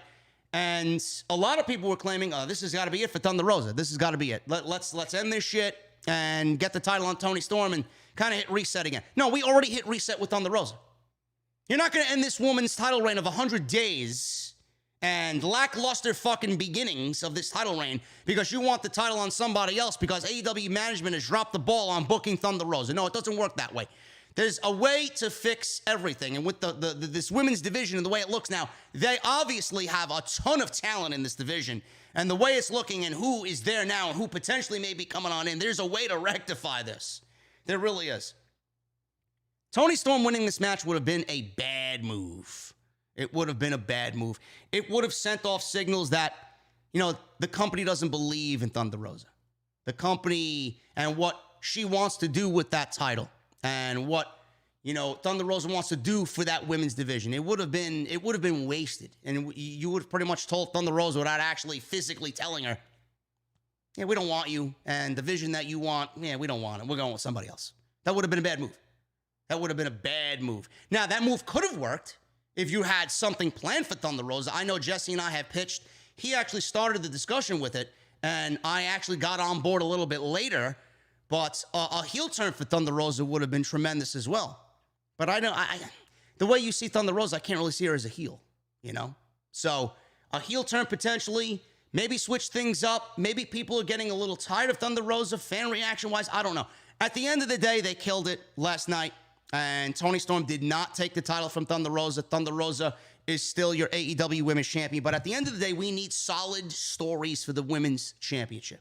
I want to see things done differently going into All Out. Who's next? I don't know. So that remains to be seen. Very technical early on. I liked the back and forth here. Storm and Rosa going back and forth. Storm nailed Rosa with a very aggressive slap.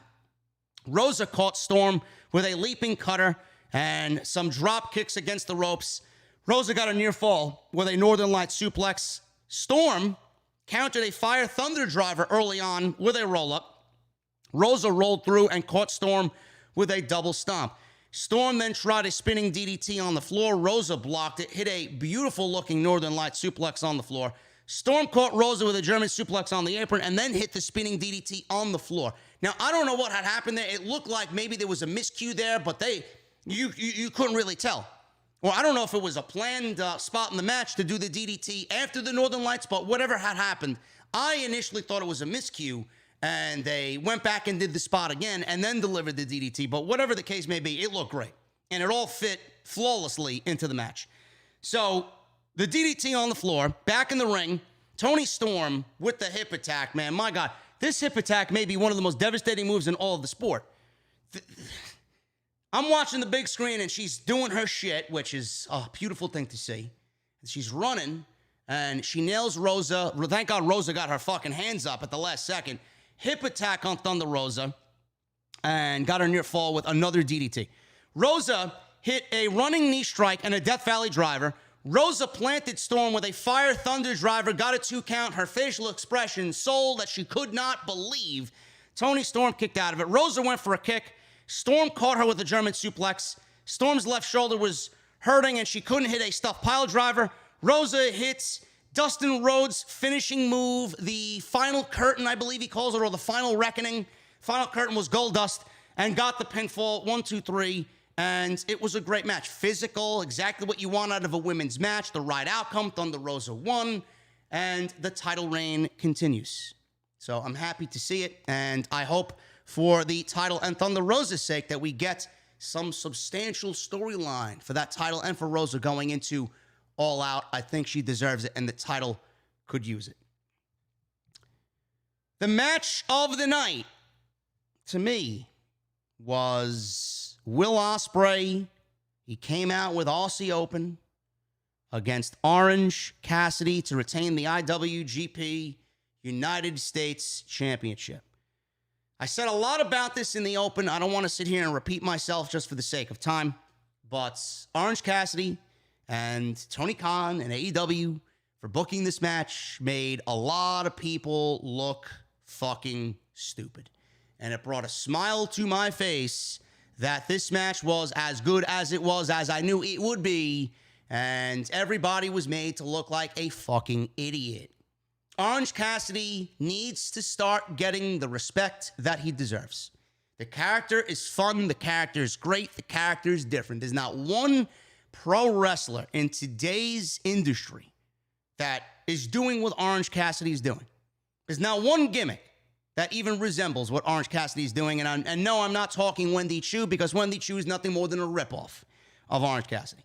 It's the female Orange Cassidy on NXT, and I don't want to see anybody wrestling in their fucking pajamas, especially for a world championship. That's a gimmick tailor-made for the fucking the fucking loss of vision, the visionary fucking incompetence on the main roster. They love that shit. They love that. That'd be perfect on Friday Night SmackDown. It would go synonymous with what everybody usually thinks about Friday night. Wendy Chu coming out in her pajamas. We're getting ready for fucking bed and a bedtime story. Great. Yeah, let me fall asleep because this show sucks. He needs to start getting the respect that he deserves. And again, Will Ospreay is a top 5 performer in this industry, one of the best that is in the game right now, and he does not have bad matches. If Will Ospreay had a problem with Orange Cassidy, he probably would have went to Tony Khan and said, Tony, I don't want to work with this guy. This is a Forbidden Door first-time event. I'm not working with this guy. He ended up working with him. Ended up having match of the night. Possibly match of the year candidate when all is said and done. Great. Absolutely fucking fantastic. Ospreay, the size difference, just being there watching it on the big screen, there is a size difference. Just Ospreay's fucking huge. He's fucking built. He looks great. Orange Cassidy, you know, he's Orange Cassidy. So he wrestled early with his hands in his pockets, which you would expect. He avoided most of the contact from Ospreay, got a standing ovation when he was doing all these kip-ups, and, you know, he was moving around with his hands in his pockets, and Ospreay, they had a little stare down. Crowd went crazy for it. Nicely done. Ospreay took a shot at Cassidy, took advantage. He splashed Cassidy against the ring barricade, and Aussie Open was out there. They were adding a little bit more insult to injury to help Ospreay behind the referee's back. Ospreay hit a spinning side backbreaker, which looked fucking brutal for a near fall. Slowed the match down. He put on some submissions, an abdominal stretch. He then was teasing putting his hand in his pocket, and then he pulled his hand out of his pocket and gave everybody a middle finger. I laughed my ass off. I thought it was great. Ospreay hit a diving elbow to the back of Cassidy's head. He went for another cover, got a near fall. Ospreay was going at Orange Cassidy with those kicks. He's peppering him in the fucking face with those kicks. Right in the face. Cassidy got fired up. He had red all over his face from the kicks. Came back with a drop kick. Cassidy then hit his own version of those kicks, peppering Will Ospreay, but they weren't really stiff kicks. He did the Orange Cassidy kicks, you know, the most devastating kicks in all of pro wrestling. Crowd was oohing and on all over the place. And then obviously at the end of it, he started really kicking he started really kicking Ospreay, did Orange Cassidy. And he really unleashed after getting the crowd to get along with whatever he was doing. So Cassidy avoided an Os cutter. Thank God, because that would have been it. He then countered a suplex with a stun dog millionaire. Great. Cassidy hit a Michinoku driver. Crowd went crazy. 2 count. Cassidy hit another spinning DDT. Cassidy took out Aussie Open. This reminded me of Johnny Gargano and him taking out all of Undisputed Era at TakeOver New York. It wasn't as epic, but it reminded me of that. He was basically in a 3-on-1 advantage. So he took out the Aussie Open, hit a diving DDT off the top rope for a near fall on Ospreay. Ospreay caught Cassidy with a beautiful-looking Spanish fly. Ospreay, he got a kick on Cassidy in the corner. Cassidy and Ospreay fought up top. Cassidy sent Ospreay into the camera that's mounted on the turnbuckle. He went face first into that on the big screen in the arena. All we seen it was go black. So I don't know what you guys saw on TV. The camera went black as Ospreay's head went right into it. After that, we got an Eddie Guerrero spot. Cassidy is selling an injury like Eddie Guerrero because he seen Ospreay in a compromised position. He goes into the camera. He sees Ospreay on the top rope. So he decides to bump in the ring and give Ospreay the impression that he's hurt. So Ospreay is recovering from the camera shot. He looks back and he's looking at Cassidy. Oh, I got the advantage here. He's down. Let me go to the top rope.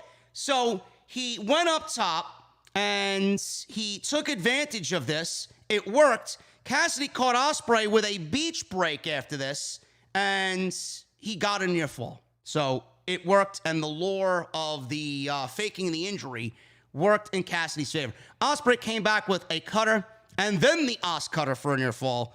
Ospreay went for a hidden blade, but Cassidy avoided it. Ospreay went for the Stormbreaker, but Cassidy countered with a Rana into a cradle for a very close near fall. Ospreay hit hidden blade, only got a 2 count. I thought the hidden blade was it. This motherfucker kicked out of the hidden blade. Crowd went crazy. Ospreay was shocked. He went right into the Stormbreaker.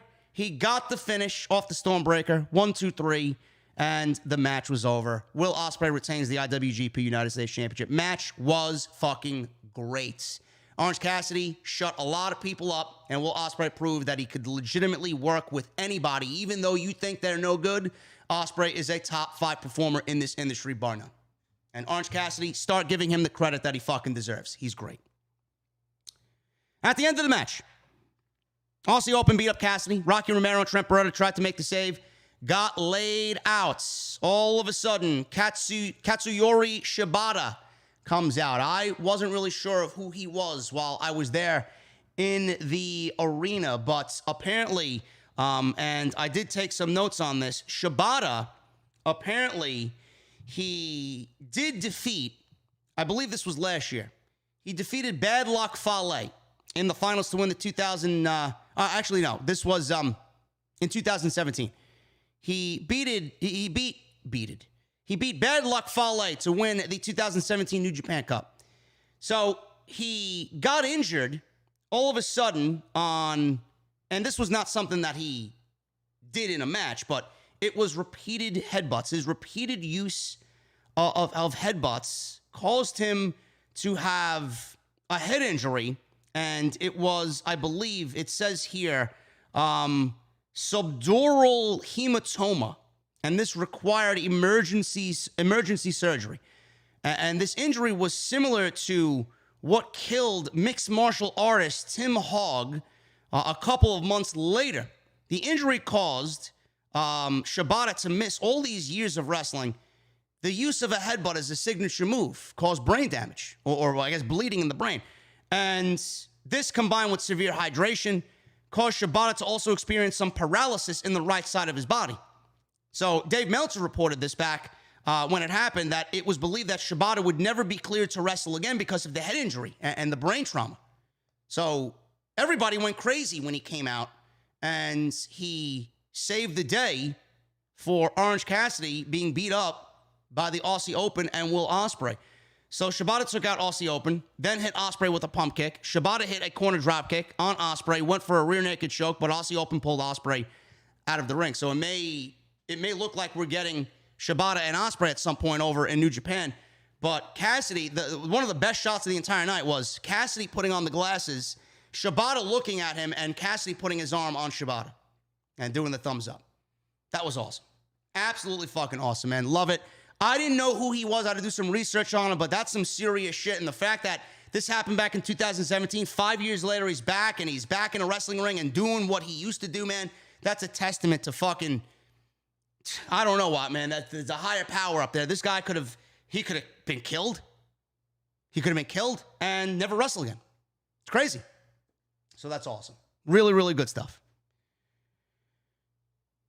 Probably the moment of the night. Claudio, Cesaro. Still waiting on coffee. I want to try Claudio's coffee, but it was sold out in 5 minutes. I actually wanted to ask him about how he got into the coffee game and what was the inspiration or the influence to have him come to that decision.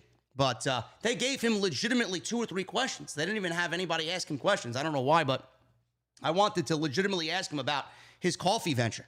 So I did not get an opportunity to do that. Hopefully at the next scrum, if he's got a major part in it, I'd like to hear what he's got to say about that. Crowd went absolutely crazy for this. This was the place was legitimately shaking being there. Hearing his music and seeing him come out, we all kind of expected. Jesse and I talked about this for weeks. You know, why it's him, why it's not Johnny Gargano, why it's not Jonathan Gresham or anybody else that you guys had thrown into the hat of potential people to come out here and join the Blackpool Combat Club. It was always going to be Cesaro. It was always going to be Cesaro or Claudio. The happiness on this man's face at the scrum said it all. The happiness on this man's face at the scrum said it all. One of the most underutilized talents in all of WWE. And he commented on his decision to join AEW and come and join us here and walk through the Forbidden Door. He was asked about his decision to join AEW.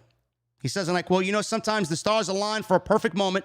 That's what happened tonight. I hope Brian is all right. I know Brian will be back, but it's just a perfect fit. I just talked to Jon Moxley. We've been going back 10 to 12 years, and we've known each other for a very long time. We used to ride together and work out together. We still do and still talk. It just fits. At the end of the day, I'm always looking for new challenges, and here in AEW, I'm like a kid in a candy store." So clearly, the geeks who were there in the media scrum, they always gotta follow up with, "Well, who do you think is your dream opponent? Who would you love to wrestle?" Right? Like Nick Houseman of fucking wrestling. That's the extent of his fucking questioning when he's not asking about abortion rights, fucking geek. So he pretty much, you know, made everybody look like a fucking idiot with the question, which I was happy to see because it's a ridiculous fucking... Who doesn't he want to wrestle, right? Jesus fucking Christ. Claudio was asked about his dream opponents in AEW. He said that he doesn't care who his dream opponents are, but instead the most important thing to him is what the fans want to see and who they want to see him wrestle.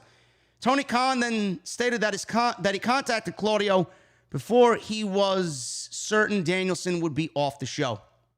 Claudio added, "I don't know if I can tell you or if you can tell, I'm very happy. It fits. This is my first night here, and I feel like I've been here for years. It just fits. It's awesome." You know, moments like that, to me, really, it really just amplifies what's the wrong is in WWE. Cesaro's reaction last night amplifies how WWE is against its own product being good and being better, and how WWE is against their own audience. You know, I remember back, and it sucks. It really does suck. I honestly feel that we have Cesaro here in AEW getting this type of reaction, and this is the reaction that he should have been given in WWE, or the reaction that he should have got in WWE. The match with Roman should have been it for him. And I'm sitting here thinking back to it. It should have been in front of actual fans. And it wasn't. It was in front of a Thunderdome. It was in front of a Thunderdome crowd where WWE sent them out there in front of virtual geeks, and they had a great match. And nobody was there to experience it. Nobody was there to experience it at all. And I hate it. And to see that reaction last night in the United Center, it made me really think how many underutilized talents are going to come on over and get the same reaction that WWE should already have given them before they even decided to join WWE. It's such a sad... Wrestling, WWE, and the state of what they're doing is such in a terrible place right now.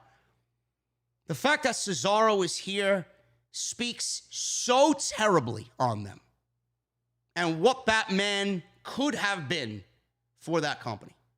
Yeah, he's a little bit older. Yeah, Vince thought he spoke great at the scrum. He spoke great at the scrum. There's nothing there that I heard where I would think, oh, the guy can't cut a promo. He's genuine. That's the fucking problem. He's genuine. They don't want genuine. They want forced. They want manufactured. They want fucking something right out of the fucking WWE manufacturing plant. They want to own you. They want you to speak how they want to speak, like a fucking robot. That wasn't Cesaro. But he comes over here and he does what he should have been doing over there. And everybody loves the guy. WWE, Becky Lynch tweeted about it. Xavier Woods tweeted about it. Happy for him. I even posted on social media early in the day. How soon? How soon before we get the IWC claiming that Claudio's a sellout? How soon before we get the IWC and the fucking irrelevant geeks on Twitter claiming that Claudio, he sucks as a pro wrestler, or he was nothing special? Go join the rest of the vanilla midgets over there in AEW and all the fucking the gymnasts over in WWE. If you don't like Claudio now, after coming over from WWE, seeing how that man has been underutilized and mishandled creatively, if you're not a fan and if you're not a fan of him in AEW and fail to recognize how tremendous of a pro wrestler he is, you're not a fan of professional wrestling. You're not. I don't know how anybody, if you're one of these fucking geeks online that spews hate about AEW, I don't know how you can live with yourself if you say that this man is less than because he's now with AEW. I'm happy he's here. And what a fucking run already. Match with Zack Sabe Jr. at the Forbidden Door, goes into Wednesday, is in Blood and Guts, and in the Blackpool Combat Club. Talk about a fucking debut. And talk about a first week in a brand new company that he's already stated he feels like he's been here for years. Crowd went absolutely crazy for this. I'm not a big Zack Sabe Jr. fan, but I respect the talent. I know how good he is. I've had the pleasure of calling a Zack Sabe Jr. match against the Amazing Red many years ago. He's not my cup of tea. He's not, but he's a tremendous professional wrestler. Sabre and Cesaro had one hell of a match. One hell of a match. Sabre and Cesaro, they sold injuries. I believe there was an arm injury for Cesaro in this match. I don't know if it was, people were thinking it was legit sitting where I was sitting in the press box. Oh, Cesaro hurt? He looks hurt. Jesse even texted me thinking Cesaro was hurt. I don't know for sure if he was hurt. He looked fine in the scrum, but it could have been him just being a masterclass of his art. Or of his craft. I don't know. So Sabre avoided a charge in the corner, twisted Claudio's neck. Sabre worked over that arm. Claudio came back with a pair of backbreakers. Lots of European uppercuts in this thing by Claudio. Sabre took it to Claudio and took him down with an armbar, transitioned into a triangle choke. Claudio powered up and tried to send Sabre out to the floor, but both guys tumbled over the ropes. Sabre held on. So Claudio picked him back up, and while the submission hold was still applied with the armbar, Sabre was still hanging on to Claudio. This guy, holding on to Zack Sabe Jr., walked from the outside, holding Zack Sabe Jr. on his arm, walked up the steel steps, and dumped him with a one-arm power slam into the ring. Pound for pound, maybe the strongest guy in all of AEW. So, obviously, everybody wanted to see the giant swing. We saw the giant swing at one point tonight. It wasn't It wasn't as many swings as we were hoping for, but he teased the giant swing. Sabre counted into a guillotine. Fans booed. Two fucking masters of their craft. They know exactly what the fans want. They're not going to give it to him. Zack Sabre's not going to give it to you because you asked for it. Claudio set up Sabre for a superplex. Sabre countered into a submission. Claudio countered into a European forearm, or countered with a European forearm. Hit a gut-wrench suplex on Zack Sabe Jr. Claudio went for the swing again, but Sabre got to the ropes for a second time. Claudio hit another forearm. Crowd kept asking for the giant swing. Claudio got it, but only did 5 rotations of the giant swing before his arm gave out. Again, fans were asking. Claudio, his debut match, doesn't give us 20 revolutions of the giant swing. You think Claudio wanted to go out there and do 5? Yeah, for the sake of selling the match, yes, I do. You got 5. You're lucky you got 1. He gave it 5, and that's what he gave you because he was selling the injured arm. I don't think he's hurt. If he's hurt, God help us, man. I don't know what the fuck's going on in the month of June with all these injuries to pro wrestling. But he only gave you 5. He did the swing, but he only gave you 5. Claudio went for the sharpshooter. Sabre countered into a heel hook. Claudio countered into a sharpshooter again. Sabre escaped. He had a double stomped at Claudio for a near fall. Sabre taunted Claudio into giving him an uppercut. Sabre caught Claudio with a choke and then tied Claudio up in a submission. Sabre hit a series of kicks. He then goes to hit a pop-up uppercut and then an arm trap powerbomb to get the pinfall from Claudio. So the pop-up uppercut, the arm trap powerbomb, and that was it. And Claudio got his victory in his debut match here at Forbidden Door, and it was great. Crowd loved every minute of it. They were highly into it every bit of the way. And Claudio, man, goes to show you what WWE's missing out on. The fact that you don't appreciate somebody like that, to let him walk without giving him either A, more money or better creative to keep him around, and what that man probably meant to that locker room and what he meant to up, down, down, and everybody in that fucking company never had a bad thing to say about him. To let somebody like that walk, you're letting one of the best free agents in all of pro wrestling walk right into Tony Khan's arms. Does WWE appreciate talent? No, they don't. Otherwise, Claudio Cesaro would still be on Friday night. Jay White. Jay White defeated Kazuchika Okada, Hangman Page, and Adam Cole to retain the IWGP World Heavyweight Championship. This is a 1 fall to a finish match. This was not an elimination match. I was looking forward to this, and I enjoyed it. I thought it was a great match. The introductions were fucking epic. Adam Cole's entrance live is tremendous. Adam Page coming out. Crowd loves Adam Page. Who doesn't love some cowboy shit? Kazuchika Okada's entrance was fucking breathtaking live. To hear the coin flip and to see all the people chanting, Okada, Okada. To see him come out and feel his presence in that arena and know how important he is to New Japan Pro Wrestling and important and how important he has been to professional wrestling, knowing the runs that he's been on and the matches he's given us. It was unlike anything I felt all night. Yeah, Claudio doing his thing, but man, that entrance was fucking unbelievable. Jay White, man, I'm becoming a Jay White mark, man. You know, there was once upon a time I was not big into Jay White. He was very dull, very slow, very methodical. I actually, at one point, believe it or not, I called him the Baron Corbin of New Japan Pro Wrestling. God, do I take those words back. Jay White is fucking fantastic. He was at the scrum last night, too, in character. One of the media guys, John, who was kind of moderating the entire scrum. Jay White shit on this guy so badly because he brought the IWGP Heavyweight Championship to the scrum, and John didn't help him put the fucking belt on the podium, and he was cursing out John. John was nice. I met John walking into the United Center. John actually gave me my fucking media ticket to go into the venue, right? And he was very nice to me. And then I see John being treated like a piece of shit by Jay White, and then when Jay White gets up from the scrum, he picks the belt up off the podium there on the table, and he knocks the podium. He breaks the fucking plastic podium that the belt holder. He breaks the belt holder on the floor and tells John to go pick it up. There's your fucking, thanks for the help, you know? So, Jay White is great, man. You know, when you look at Jay White, you know, a lot of people say this, and I'm going to say this about Jay White. A lot of people when you look at Randy Orton or Drew McIntyre, you see the perfect build of a professional wrestler, right? I think Jay White needs to be in that discussion. Jay White, just by his looks, just by what he brings to the table aesthetically, in ring, the way he speaks, the way he carries himself, Jay White is the perfect professional wrestler. That's my opinion there.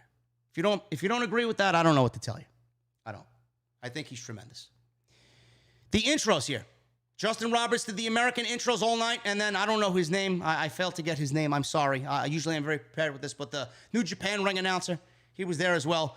The introductions for this match, we've seen it all night. You know, we got the American and Japanese introductions for all the pro wrestlers competing on the show tonight. I didn't really feel it and get a sense of it until this match. And you heard it and felt it, man. The introductions were absolutely fucking epic. They were as epic as anything I've seen at any live wrestling show, man. It was the energy there with the ring introductions because of who Jay White is and him being the IWGP Heavyweight Champion and Okada and what he brings to the table, how important he is. Crazy. Absolutely crazy. Cole tried to make a deal with Jay White. Obviously, they're friends here. You know, Bullet Club comrades here.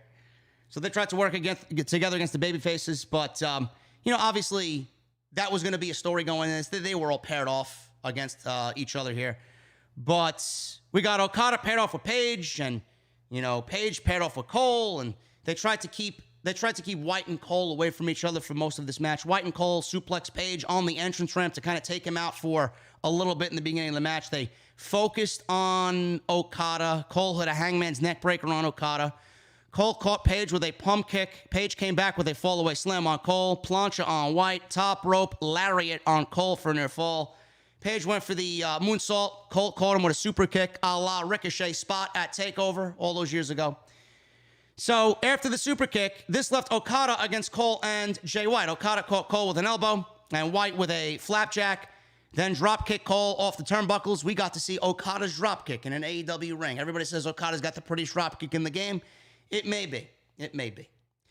So the fight went to the floor for a little bit, and Okada tossed Cole and White over the barricade and then dove onto both guys over the barricade. So he flew over the barricade, which was a treat for the fans sitting front row. We go back in the ring. Okada locked Cole in a money clip, and White broke that up, planted Okada onto the mat with a Saito suplex. White went for a German on Paige. Paige flipped through, got a jackknife cover for a 2 count. Cole turned on White with a backstabber and then a Ushigoroshi. So Adam Cole says, fuck this shit. I'm going after the world title. White took Cole down with a chop, caught him. Okada and Paige with a sleeper suplexes. Okada and Paige exchanged some forearm shots. It's usually a boo and yeah from the crowd. This was a yeah and yeah, because nobody hates Hangman and nobody hates Okada. So they did this same thing with Cole and Jay White too. So then we got the boo and yeah. So after that, Paige caught Okada with a boot, Cole with a clothesline, White with a sit-out powerbomb. Paige then came off the top rope with a moonsault to the floor on Okada and on Cole. Ghetto is out there. He came out with Jay White. He tried to interfere. Paige went for the buckshot lariat, which White got out of the way of. He went for the Blade Runner, but Paige countered into the Deadeye. Paige then hit a buckshot lariat, but Okada broke up the pin by getting in under the bottom rope and breaking up the pin at the last second. This left Okada and Paige in the ring. Okada went for a tombstone, which we did not get to see on Sunday night. Paige escaped. Okada went for a Rainmaker. He went for a variety of Rainmakers, and we did not see a Rainmaker by Okada on this night. So Okada went for a Rainmaker. Paige avoided it, and then went for a buckshot. Cole tripped up Paige and tried for a Panama Sunrise on Okada. Okada countered with a neck breaker and dropped a top rope elbow on Cole, which looked fucking magical. Magnificent elbow by Okada. So Cole avoided a Rainmaker, got a pair of super kicks on Okada for a near fall. Okada came back with a drop kick, missed the Rainmaker again. Okada hit a big move on Cole, went for another Rainmaker, but White ran in, hit Okada with the Blade Runner. White dumped Okada and then pinned Adam Cole for the 1, 2, 3. Everybody in the media section, everybody in the crowd was like, what the fuck? That was it? That was the end of the match. So Adam Cole did not move. Jay White looked upset. Referee raised his hand. He's like, pulled his hand away. And then he raised his hand. But that's not the way the match was going to end. At least I don't think. And Adam Cole was a big topic of discussion at the media scrum, and it was asked about his possible status after the match. It is believed that Adam Cole suffered a concussion during the Fatal 4-Way match for the IWGP World Championship. So the finish, like I told you, saw Okada go for a Rainmaker on Cole, ducked the clothesline, and all of a sudden collapsed. White got into the ring to deliver the Blade Runner to Okada. White then rolled Okada out of the ring and then went to go cover Cole, 1, 2, 3. So the AEW medical staff and Doc Sampson got into the ring. They started looking at Adam Cole, and the Young Bucks and Kyle O'Reilly came out to be there with their friend as well. Cole did walk out of the ring on his own power, and Brian Alvarez on the Wrestling Observer Live talked about Cole, and it is believed that Cole suffered a concussion during this match. So he's got the labrum issue that he's already injured with and went into this match injured with. He hasn't wrestled in many weeks. Tony Khan wanted to rest him before this match, and then he probably injured the labrum even more so, and then on top of that got a concussion. So we don't know what Adam Cole is doing and feeling this morning, but it looks like he's going to be out. And that's a huge loss. Punk, Bryan, Joe, Cole, O'Reilly, Buddy Matthews, and everybody else that I'm fucking obviously missing from this list of fucking injuries. The injury bug has hit AEW and pro wrestling lately. You know, WWE is not immune to the injury bug as well. Randy Orton and Cody Rhodes are out for the rest of the year. Two major names. With that roster, it looks a lot more fucking brutal than it does for Tony Khan. He's got a lot more to keep AEW afloat than what WWE's got. But if it's a concussion, I can't see Cole coming back anytime soon. And I honestly think that Cole needs to just step away for a little bit and get what he needs to get done. But this match was fun. I don't know how the injuries hampered the match or if it hampered the match. I thought Paige was tremendous here. I thought Okada, just him being there was special in its own right. We didn't really see that true Okada form, that 5-star fucking classic out of Okada. But he was one of 4 guys in this match. The match delivered. I feel bad for Adam Cole. Hopefully he gets better. And Jay White, there's nobody here that thought Jay White was losing this championship. Even if it was back to Okada, it would have been way too soon. And he wasn't dropping it to Cole or Adam Page. Jay White is still the IWGP Heavyweight Champion. The main event, Jon Moxley and Hiroshi Tanahashi. This is for the interim AEW World Heavyweight Championship. Tanahashi and Moxley had a lot better of an outing than I saw Tanahashi do and give us on Dynamite. I said to myself on Wednesday, the way Tanahashi moved around the ring and how sloppy he was in certain aspects, I thought to myself, I hope that this does not present itself on Sunday at the pay-per-view in the main event. And the crowd loved this main event. I thought it was a great main event that Moxley and Tanahashi could be proud of, a great main event that Tony Khan could be proud of to crown an interim world champion here in the absence of CM Punk. There was something going on in the middle of this match.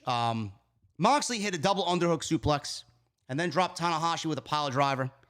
That's as much as I know up until this point. And then they went into some, methodical submission hold and they slowed the match down a little bit. From where we were sitting, and I seen fucking Nick Houseman and Denise, trying to be fucking social media saviors on their fucking phone. They're all pulling this. I'm watching this world championship match, and more people are fucking concerned with what's going on in the fucking media section. There was a fight down below. I'm sure you guys, if you're on Twitter, seen it. There was a fight down below with 2 guys. I don't know what caused the fight.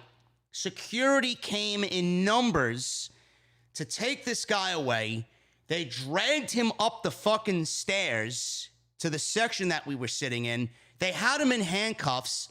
He was getting so riled up. He put his hands on the security guards, and one security guard, this guy's face was legitimately turning red right in front of me. I looked and turned. I seen the security guard choking this motherfucker out, and they dragged this guy from his belt buckle up the staircase. And then another guy followed, and he was doing the same thing, but they didn't choke him out. They dragged him away.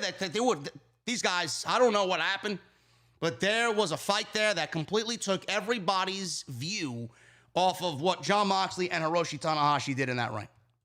And I felt bad. I legitimately felt bad for what was happening in the ring, being that this was an AEW World Championship match. So, I don't know. You're going to go to a wrestling show and get drunk. I don't... Why? Why are you causing fights in the main event of Forbidden Door? You got all the way through the show without one fucking, situation, and then that match, you want to get drunk and cause a fight and start putting your hands on fucking security guards, man. I would have loved to see what happened in the fucking, in the mezzanine where they took them outside. Anyway, after all this was over, Moxley locked in a Texas Cloverleaf. Moxley transitioned into a crossfire. Tanahashi got a rope break. Tanahashi came back with the sling blade. Looked a lot better with the sling blade than he looked on Wednesday. Worked over Moxley with some body shots. Tanahashi with a somersault senton for a near fall. Moxley ducked a sling blade attempt by Tanahashi. Clotheslined Tanahashi out to the floor. Moxley whipped Tanahashi into the ring barricade. Sent him through a table with a uranagi. Referee, let this one go. Where's the DQ? It's a world title match. What the fuck are you going to do? So, what are you going to DQ these guys? You got a crowned world champion. Referee's letting it go. Moxley's going to do whatever he wants. Moxley is in the ring. Tanahashi barely beats the 10 count. Moxley countered a dragon screw leg whip into a cross arm breaker. Tanahashi caught Moxley with a sling blade. That sent Moxley to the floor. Moxley came up bleeding. I could not tell from where I was sitting and watching on the big screen in the United Center what caused Moxley to be busted open. So if you guys can tell me what had happened, I'd love to know, because nobody knew what busted Jon Moxley up open. He was bleeding right from the forehead, blood dripping all over his face and all over his body. Even Tanahashi, when he was getting involved with Moxley, had blood all over himself as well from Jon Moxley. So, Moxley's bleeding. Tanahashi came off the top rope with the high fly flow to the floor. Moxley went for paradigm shift. Tanahashi countered with a twist and shout. Moxley hit the paradigm shift and cradled Tanahashi for a near fall. Tanahashi countered a second paradigm shift. He then hits a move, then comes off the top rope with a high fly flow again. Tanahashi hit it for a second time. He went for a cover, and Moxley rolled out of it into a bulldog choke. Tanahashi fought out of the bulldog choke, countered a rear naked choke with a cradle. Moxley hit the big lariat, the King Kong lariat. Only got a 1 count. Crowd went crazy when Tanahashi kicked out at a 1 count at this late in the match. Moxley hammered Tanahashi with the hammer and anvil elbows, and crowd started booing Moxley at this point. I'm like, oh no. Don't tell me everybody wants to see Tanahashi win. So Moxley locked in another choke, body scissors. Crowd started to chant, let's go Ace, let's go Ace. Moxley tried a bulldog choke. Tanahashi fought out. He then hit the Death Rider, and Moxley gets the victory and the pinfall and is crowned the interim AEW Interim World Champion. This is where the show should have ended. This is where the show should have ended. After the match, Moxley and Tanahashi had words, tried to shake hands. Danny Garcia and Chris Jericho ran in. Eddie Kingston ran out after Jericho and Danny Garcia. Out comes Yuta, Wheeler Yuta, Santana, and Ortiz, followed by Jake Hager and 2.0. Out comes Claudio. His theme music hits, and the crowd goes, lukewarm crazy for Claudio coming out.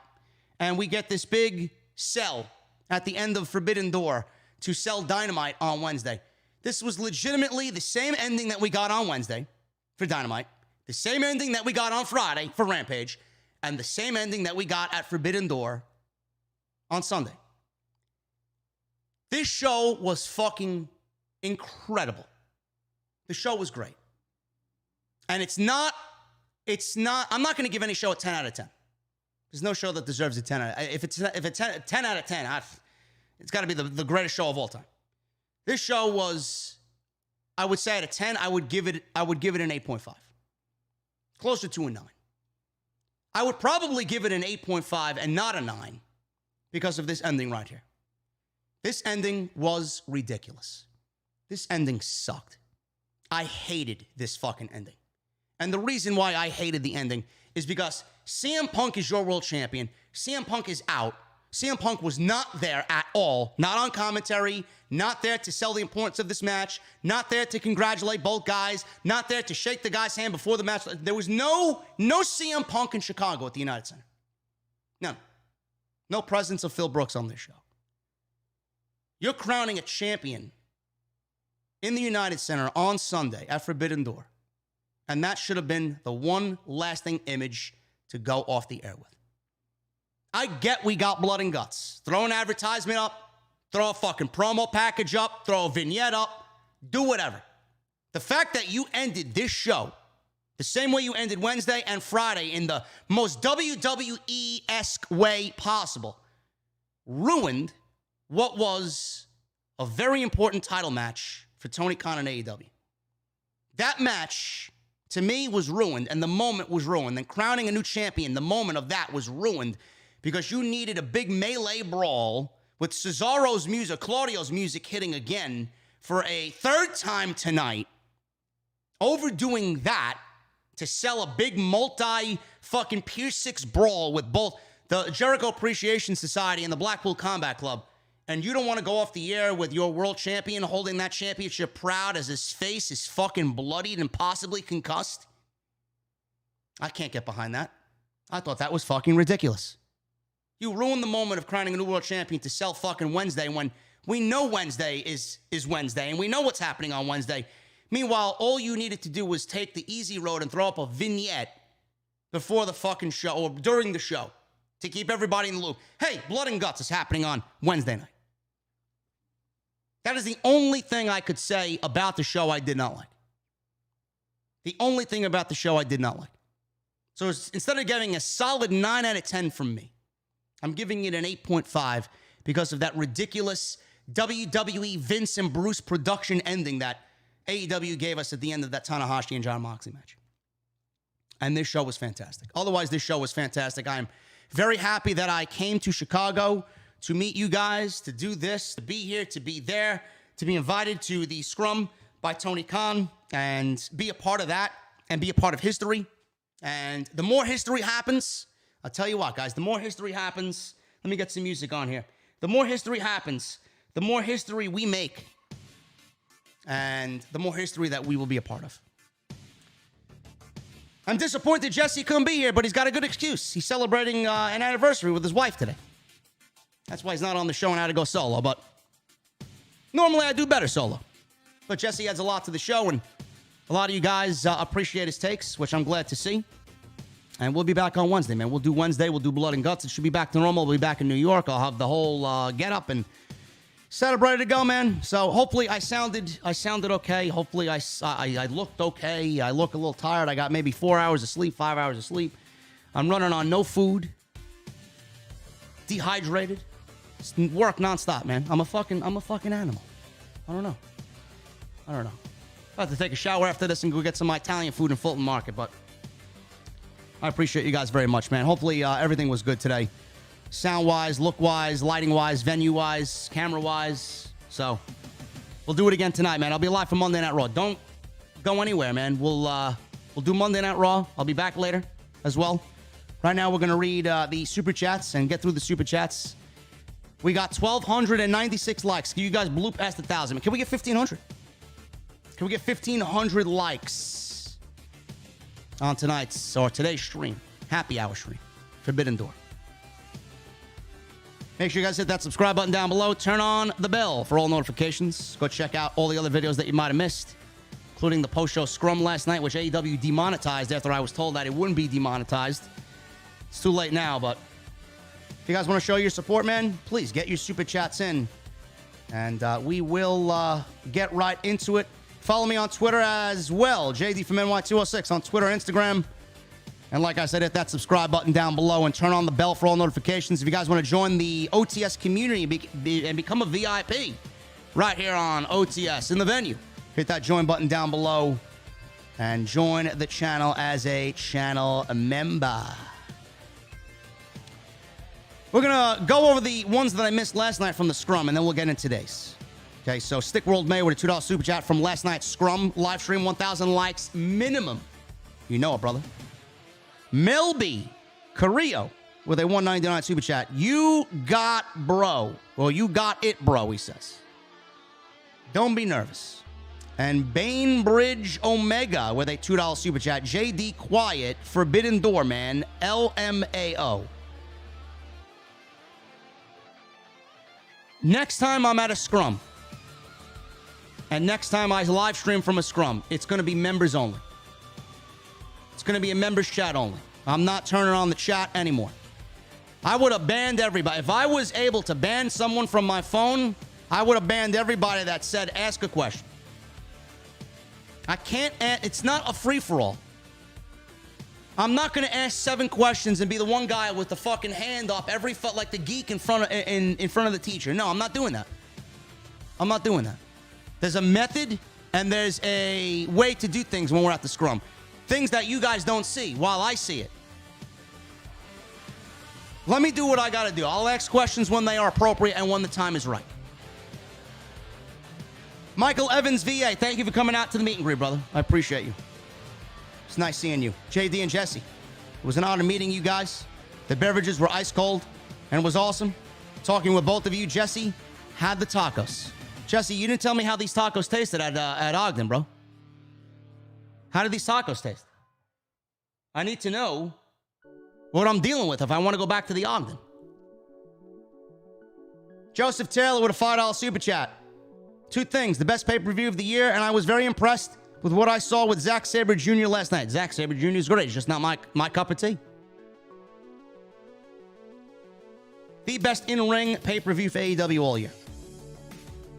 Best in-ring pay-per-view for North America this year. WWE has a good in-ring pay-per-view. Don't get me started, man. Nate TV with a $4.99 super chat. Great show. Pac needed that win. A perfect debut. And Thunder Rosa. Another banger. OC Ospreay. Match of the night for me. Shocked no one. And no Omega appearance. No Kenny Omega. Actually, I thought Kenny Omega. There was one moment where I thought Kenny Omega was going to come out. And I thought it was going to be against Will Ospreay. I swear to God, man. I don't know if you guys were thinking the same thing. When Ospreay and the Aussie Open attacked Orange Cat, I thought Kenny Omega was coming out. I didn't think it was going to be Shibata. Shibata was the last guy I was thinking about. I was thinking, oh, this got to be Kenny Omega. Kenny Omega's got to be making the save here. It was not. It was Shibata. Michelle Moran with a $5 super chat. Best pay-per-view of the year. So far, my favorite match was Orange Cassidy and Will Ospreay. I'm hearing that a lot. It was. Screw all the OC haters. That guy can bring it. And I hope Mox isn't hurt, too. I hope Mox is not hurt either. Mox was actually, he was making a joke. He was drinking a non-alcoholic beverage that Tony Khan opened as well. They said it was pretty good. I forgot the name of it, man. But he was happy. Moxie was happy, and Moxie was very appreciative. It's good to see. Dynamite Black with a Canadian $2 super chat. Was TK crying at the post-media scrum? No. Tony Khan was very professional at the post-media scrum. Cut the shit. Jet Set with a $20 super chat. Thank you, Jet Set. Didn't see it live, but we'll watch the replay. Also, thanks, JD, for the Magic Spoon recommendations. Ready to try the cookies and cream and blueberry muffin flavors. MagicSpoon.com/scripts for $5 off. Go and check it out, man. I love it. I could actually use some Magic Spoon right now. El Fuen ASM with a Chilean pesos. 5,000 in Chilean pesos. Probably equals about $2. Hi, JD. Great show yesterday. John Cena appearance today is the only thing I'm interested in. And this show sucks. Only wish you the best. Thank you, El Fuen, with the 5,000 in Chilean pesos.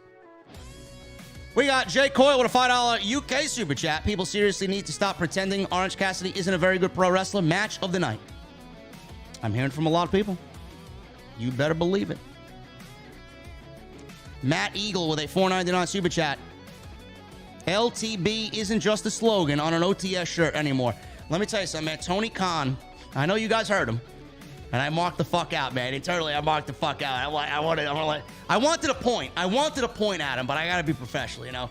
But I turned the camera during the scrum so that you guys can see my reaction. You see? He alluded why his vision is successful and why it's working. Long-term vision, long-term planning, long-term booking. It's just not an OTS intro. It's legitimately how he works. I love it. Can't wait to see what TK has in store for us after Forbidden Door. was busted wide open last night. Wednesday should be awesome, man. Blood and Guts is going to be fucking crazy. El Fuen with another 2,500 in Chilean pesos. Thank you, brother. How are people who still doubt Tony Khan? When he delivers a great show, he really means it. I think people need to stop doubting Tony Khan. JP5150 with the $10 super chat. Forbidden Door was an incredible show. Easily the best match to me was Ospreay versus Cassidy, and watching Jimmy crack corn and his cult of geeks cry about it was absolutely hilarious. And Omegang, 3 philosophers for me. Who the fuck is Jimmy Crack Corn, JP? This sounds like somebody I do not want to be associated with in any way, shape, or form. And you're asking me for 3 philosophers? Brother, you got it, man. It's my favorite beer.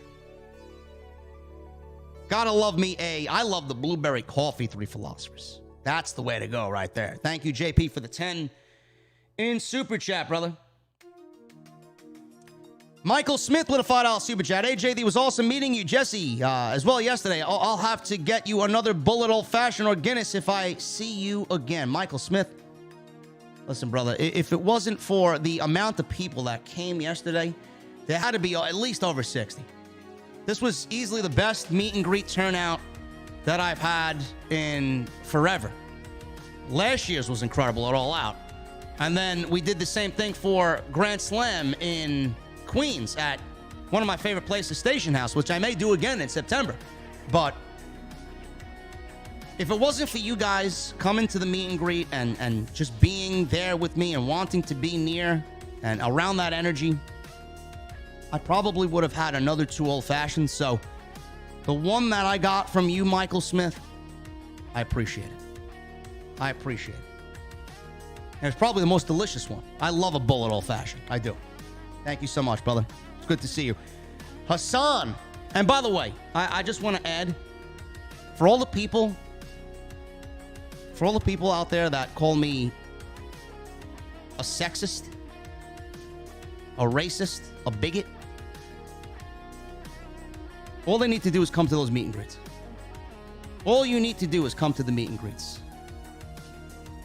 The energy there and the positivity that is there, it makes everybody that says that shit online look as stupid as the people that claimed Orange Cassidy and Will Ospreay are gonna fucking shit the bed. I love you guys. Thank you.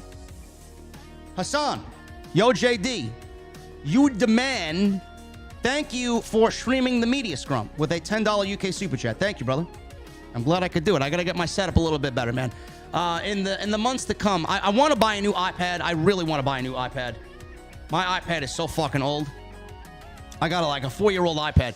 I want to buy an iPad, a new iPad, but I don't want to yet because I'm hearing a new one, a brand new one with new everything is coming out in September. So I'm waiting.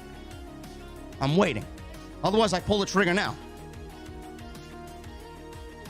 Ulysses with a $10 super chat. I got to get better at those scrums, man. I got to get the clarity and the sound better.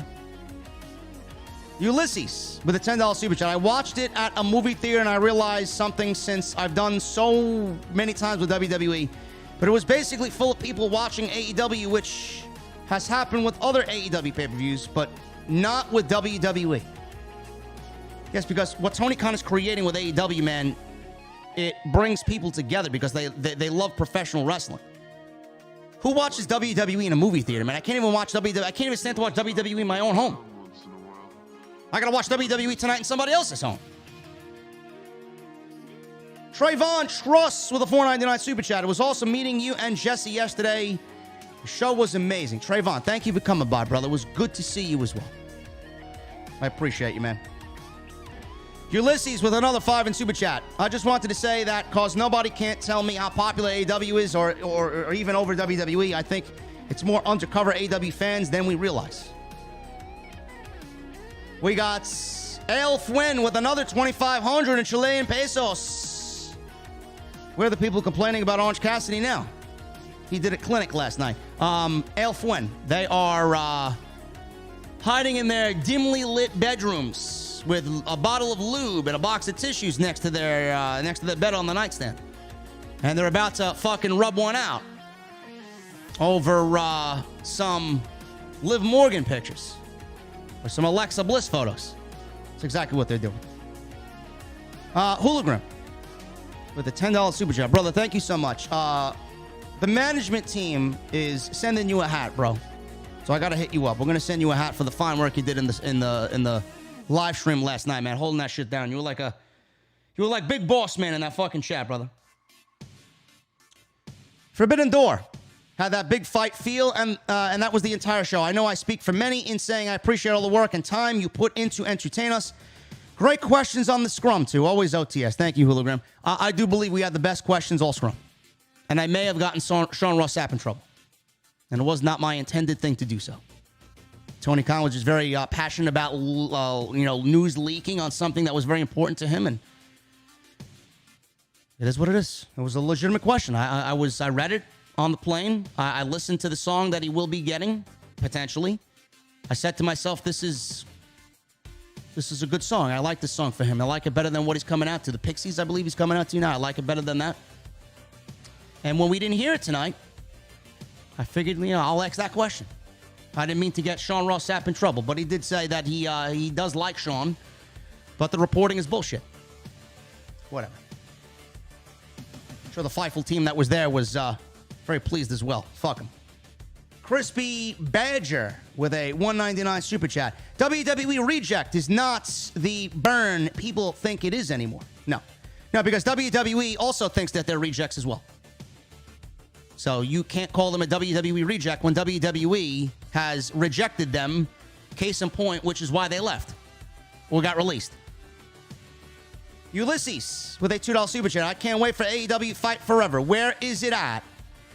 I don't know, man. Why don't we just have Kenny Omega and team and Ukes and whoever's making the game take their fucking time with it? Seriously. RCB. Thank you for the $10 in UK super chat. Pleasure to meet you. It's Oz from London. See you here for the first show at Fulham's Stadium. Stay in touch. Hospitality on me. Here's a beer. Cheers. Thank you, Aussie. Listen, so great meeting you, man. Love the accent, number one. I will be over as soon as they announce a fucking UK show, brother, you can guarantee it. I'll be there. Listen, I may actually be in Dublin this October. I may be in Dublin this October. I don't know how many people from Dublin or Ireland listen to the show, but would you guys be open to a potential meet and greet in Dublin? You talk about cold beverages, man. We're all getting a fucking nice Irish pub and drink some Guinness, man. Let me know, because I'm planning on it in October. Blazing with a 5 in Super Chat. Just finished a mathematics exam. Yes, it sucked. Glad to get back home and catch you live. Thank you, brother. I sucked at mathematics, man. Hopefully you passed that test, man. Seriously. I sucked at math.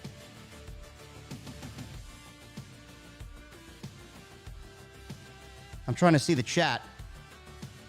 Gauging who will be potentially at a Dublin meet and greet, you know? I'll be visiting Ireland for the first time. I'll be visiting Europe for the first time. I got my passport last year. Haven't used it. COVID. Oh, man.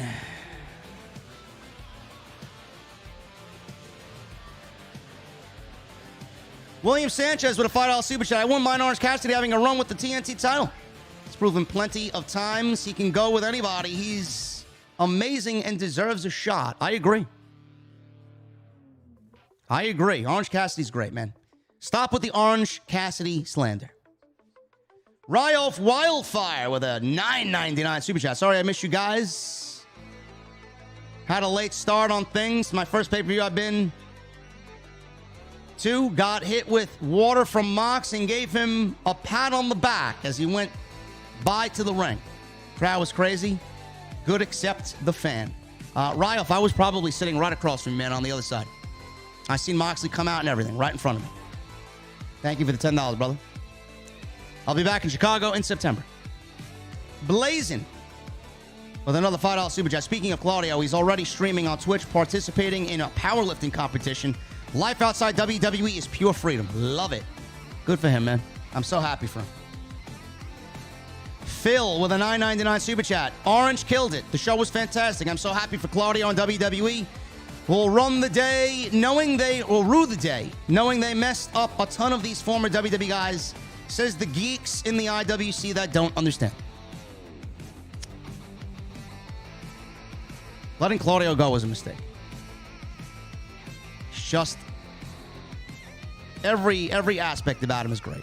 If you make fun of Claudio for joining AEW, you're not a pro wrestling fan. It's facts.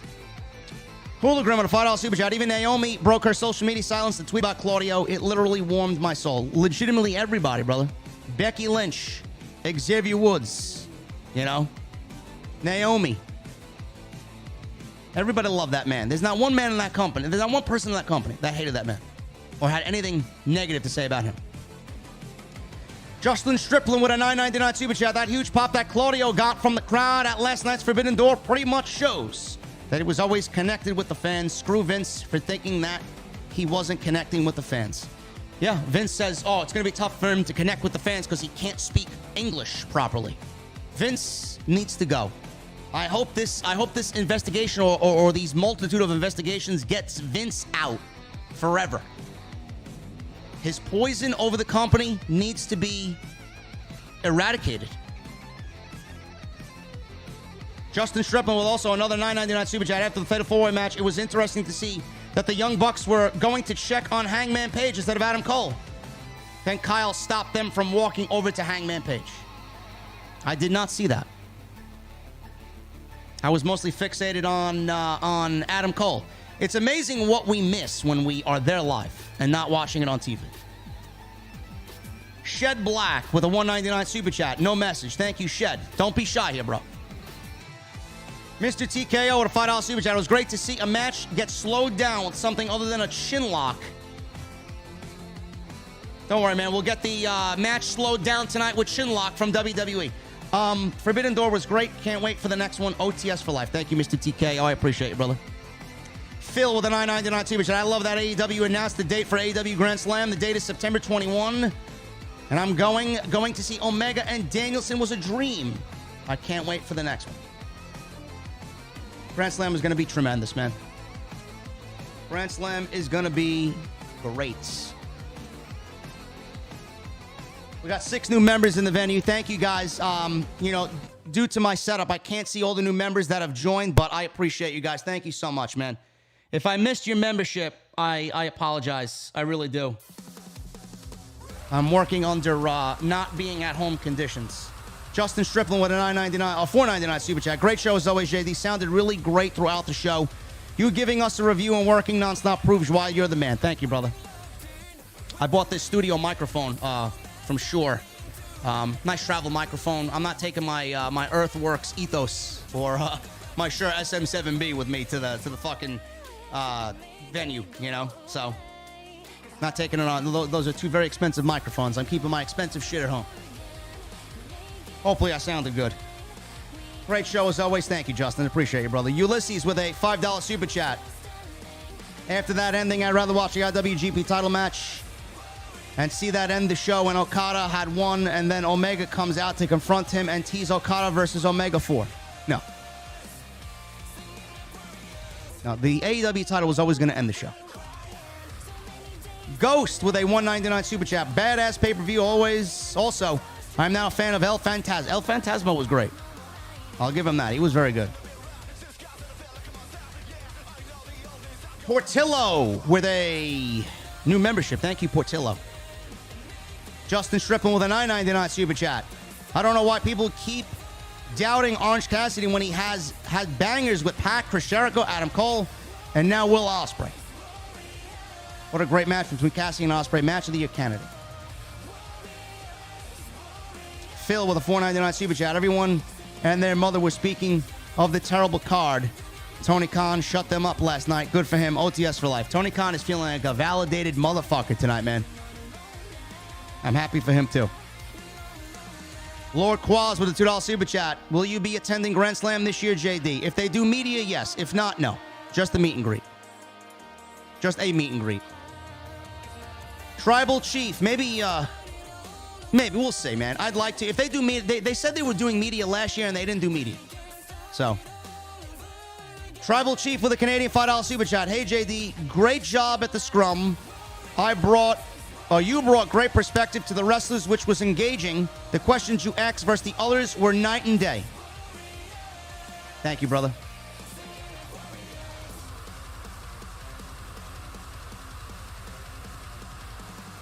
Gio with a $1.99 super chat. Thank you for signing my daughter's belt. Loved it.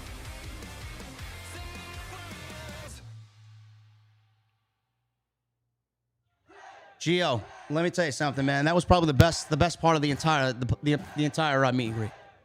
I get very uncomfortable being asked to sign anything because I'm not really a celebrity, and it's mentally a little, difficult to process. Even though I know it's good, and I love you guys for it. I don't mean that in a negative way. I don't want to be put on a pedestal by anybody because I'm just me and I'm a wrestling fan. But signing your daughter's belt was probably the best part of the entire meet. And again, I wish the people that claim that I am these hideous things, I wish they'd come to the meet and greets to see that. Because if I was everything that these people said I was, clearly I'm not if opportunities like that are presented to me. So I thank you. I thank you and your daughter, and it was great. Thank you. AEW Mark with a $2 super chat. Have a P.O. box for us to send you drinks. I don't need drinks in the mail, bro. I make them at home. Just show up to the venue, super chat, join the membership, join the VIP club. That's all I need. Also, by the way, everybody that was at the meet and greet, this is why you got to come, man. I always pull out some surprises.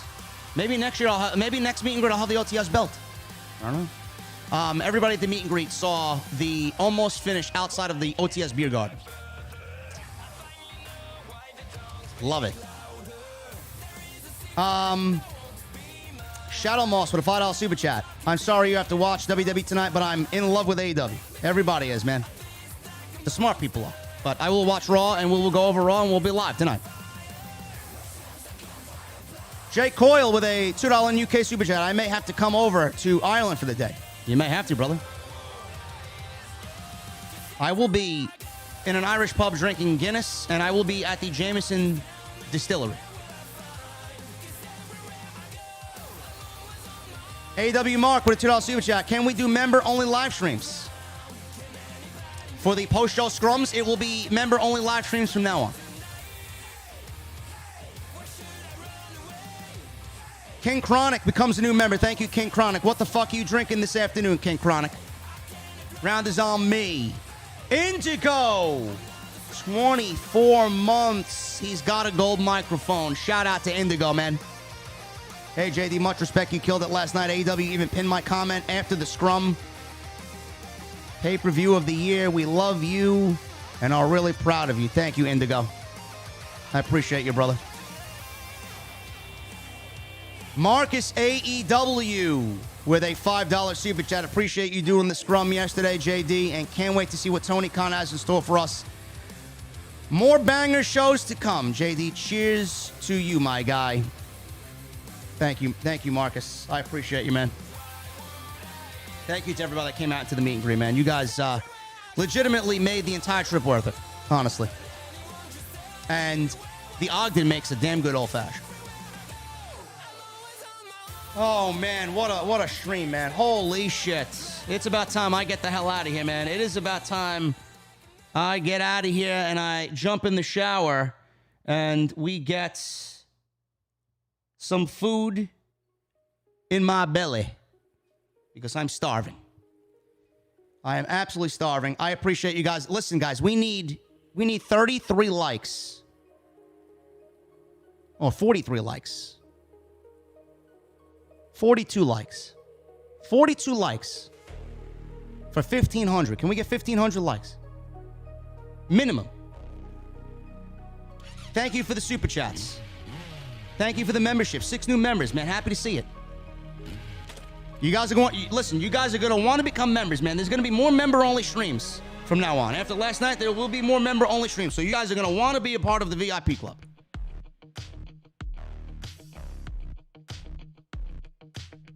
Hit that thumbs up, hit that subscribe button down below. Thank you for 134,000.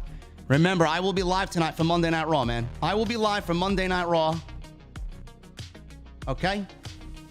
Make sure you guys are aware that I will be live for Monday Night Raw. And we will do this thing that we call Monday Night. Okay?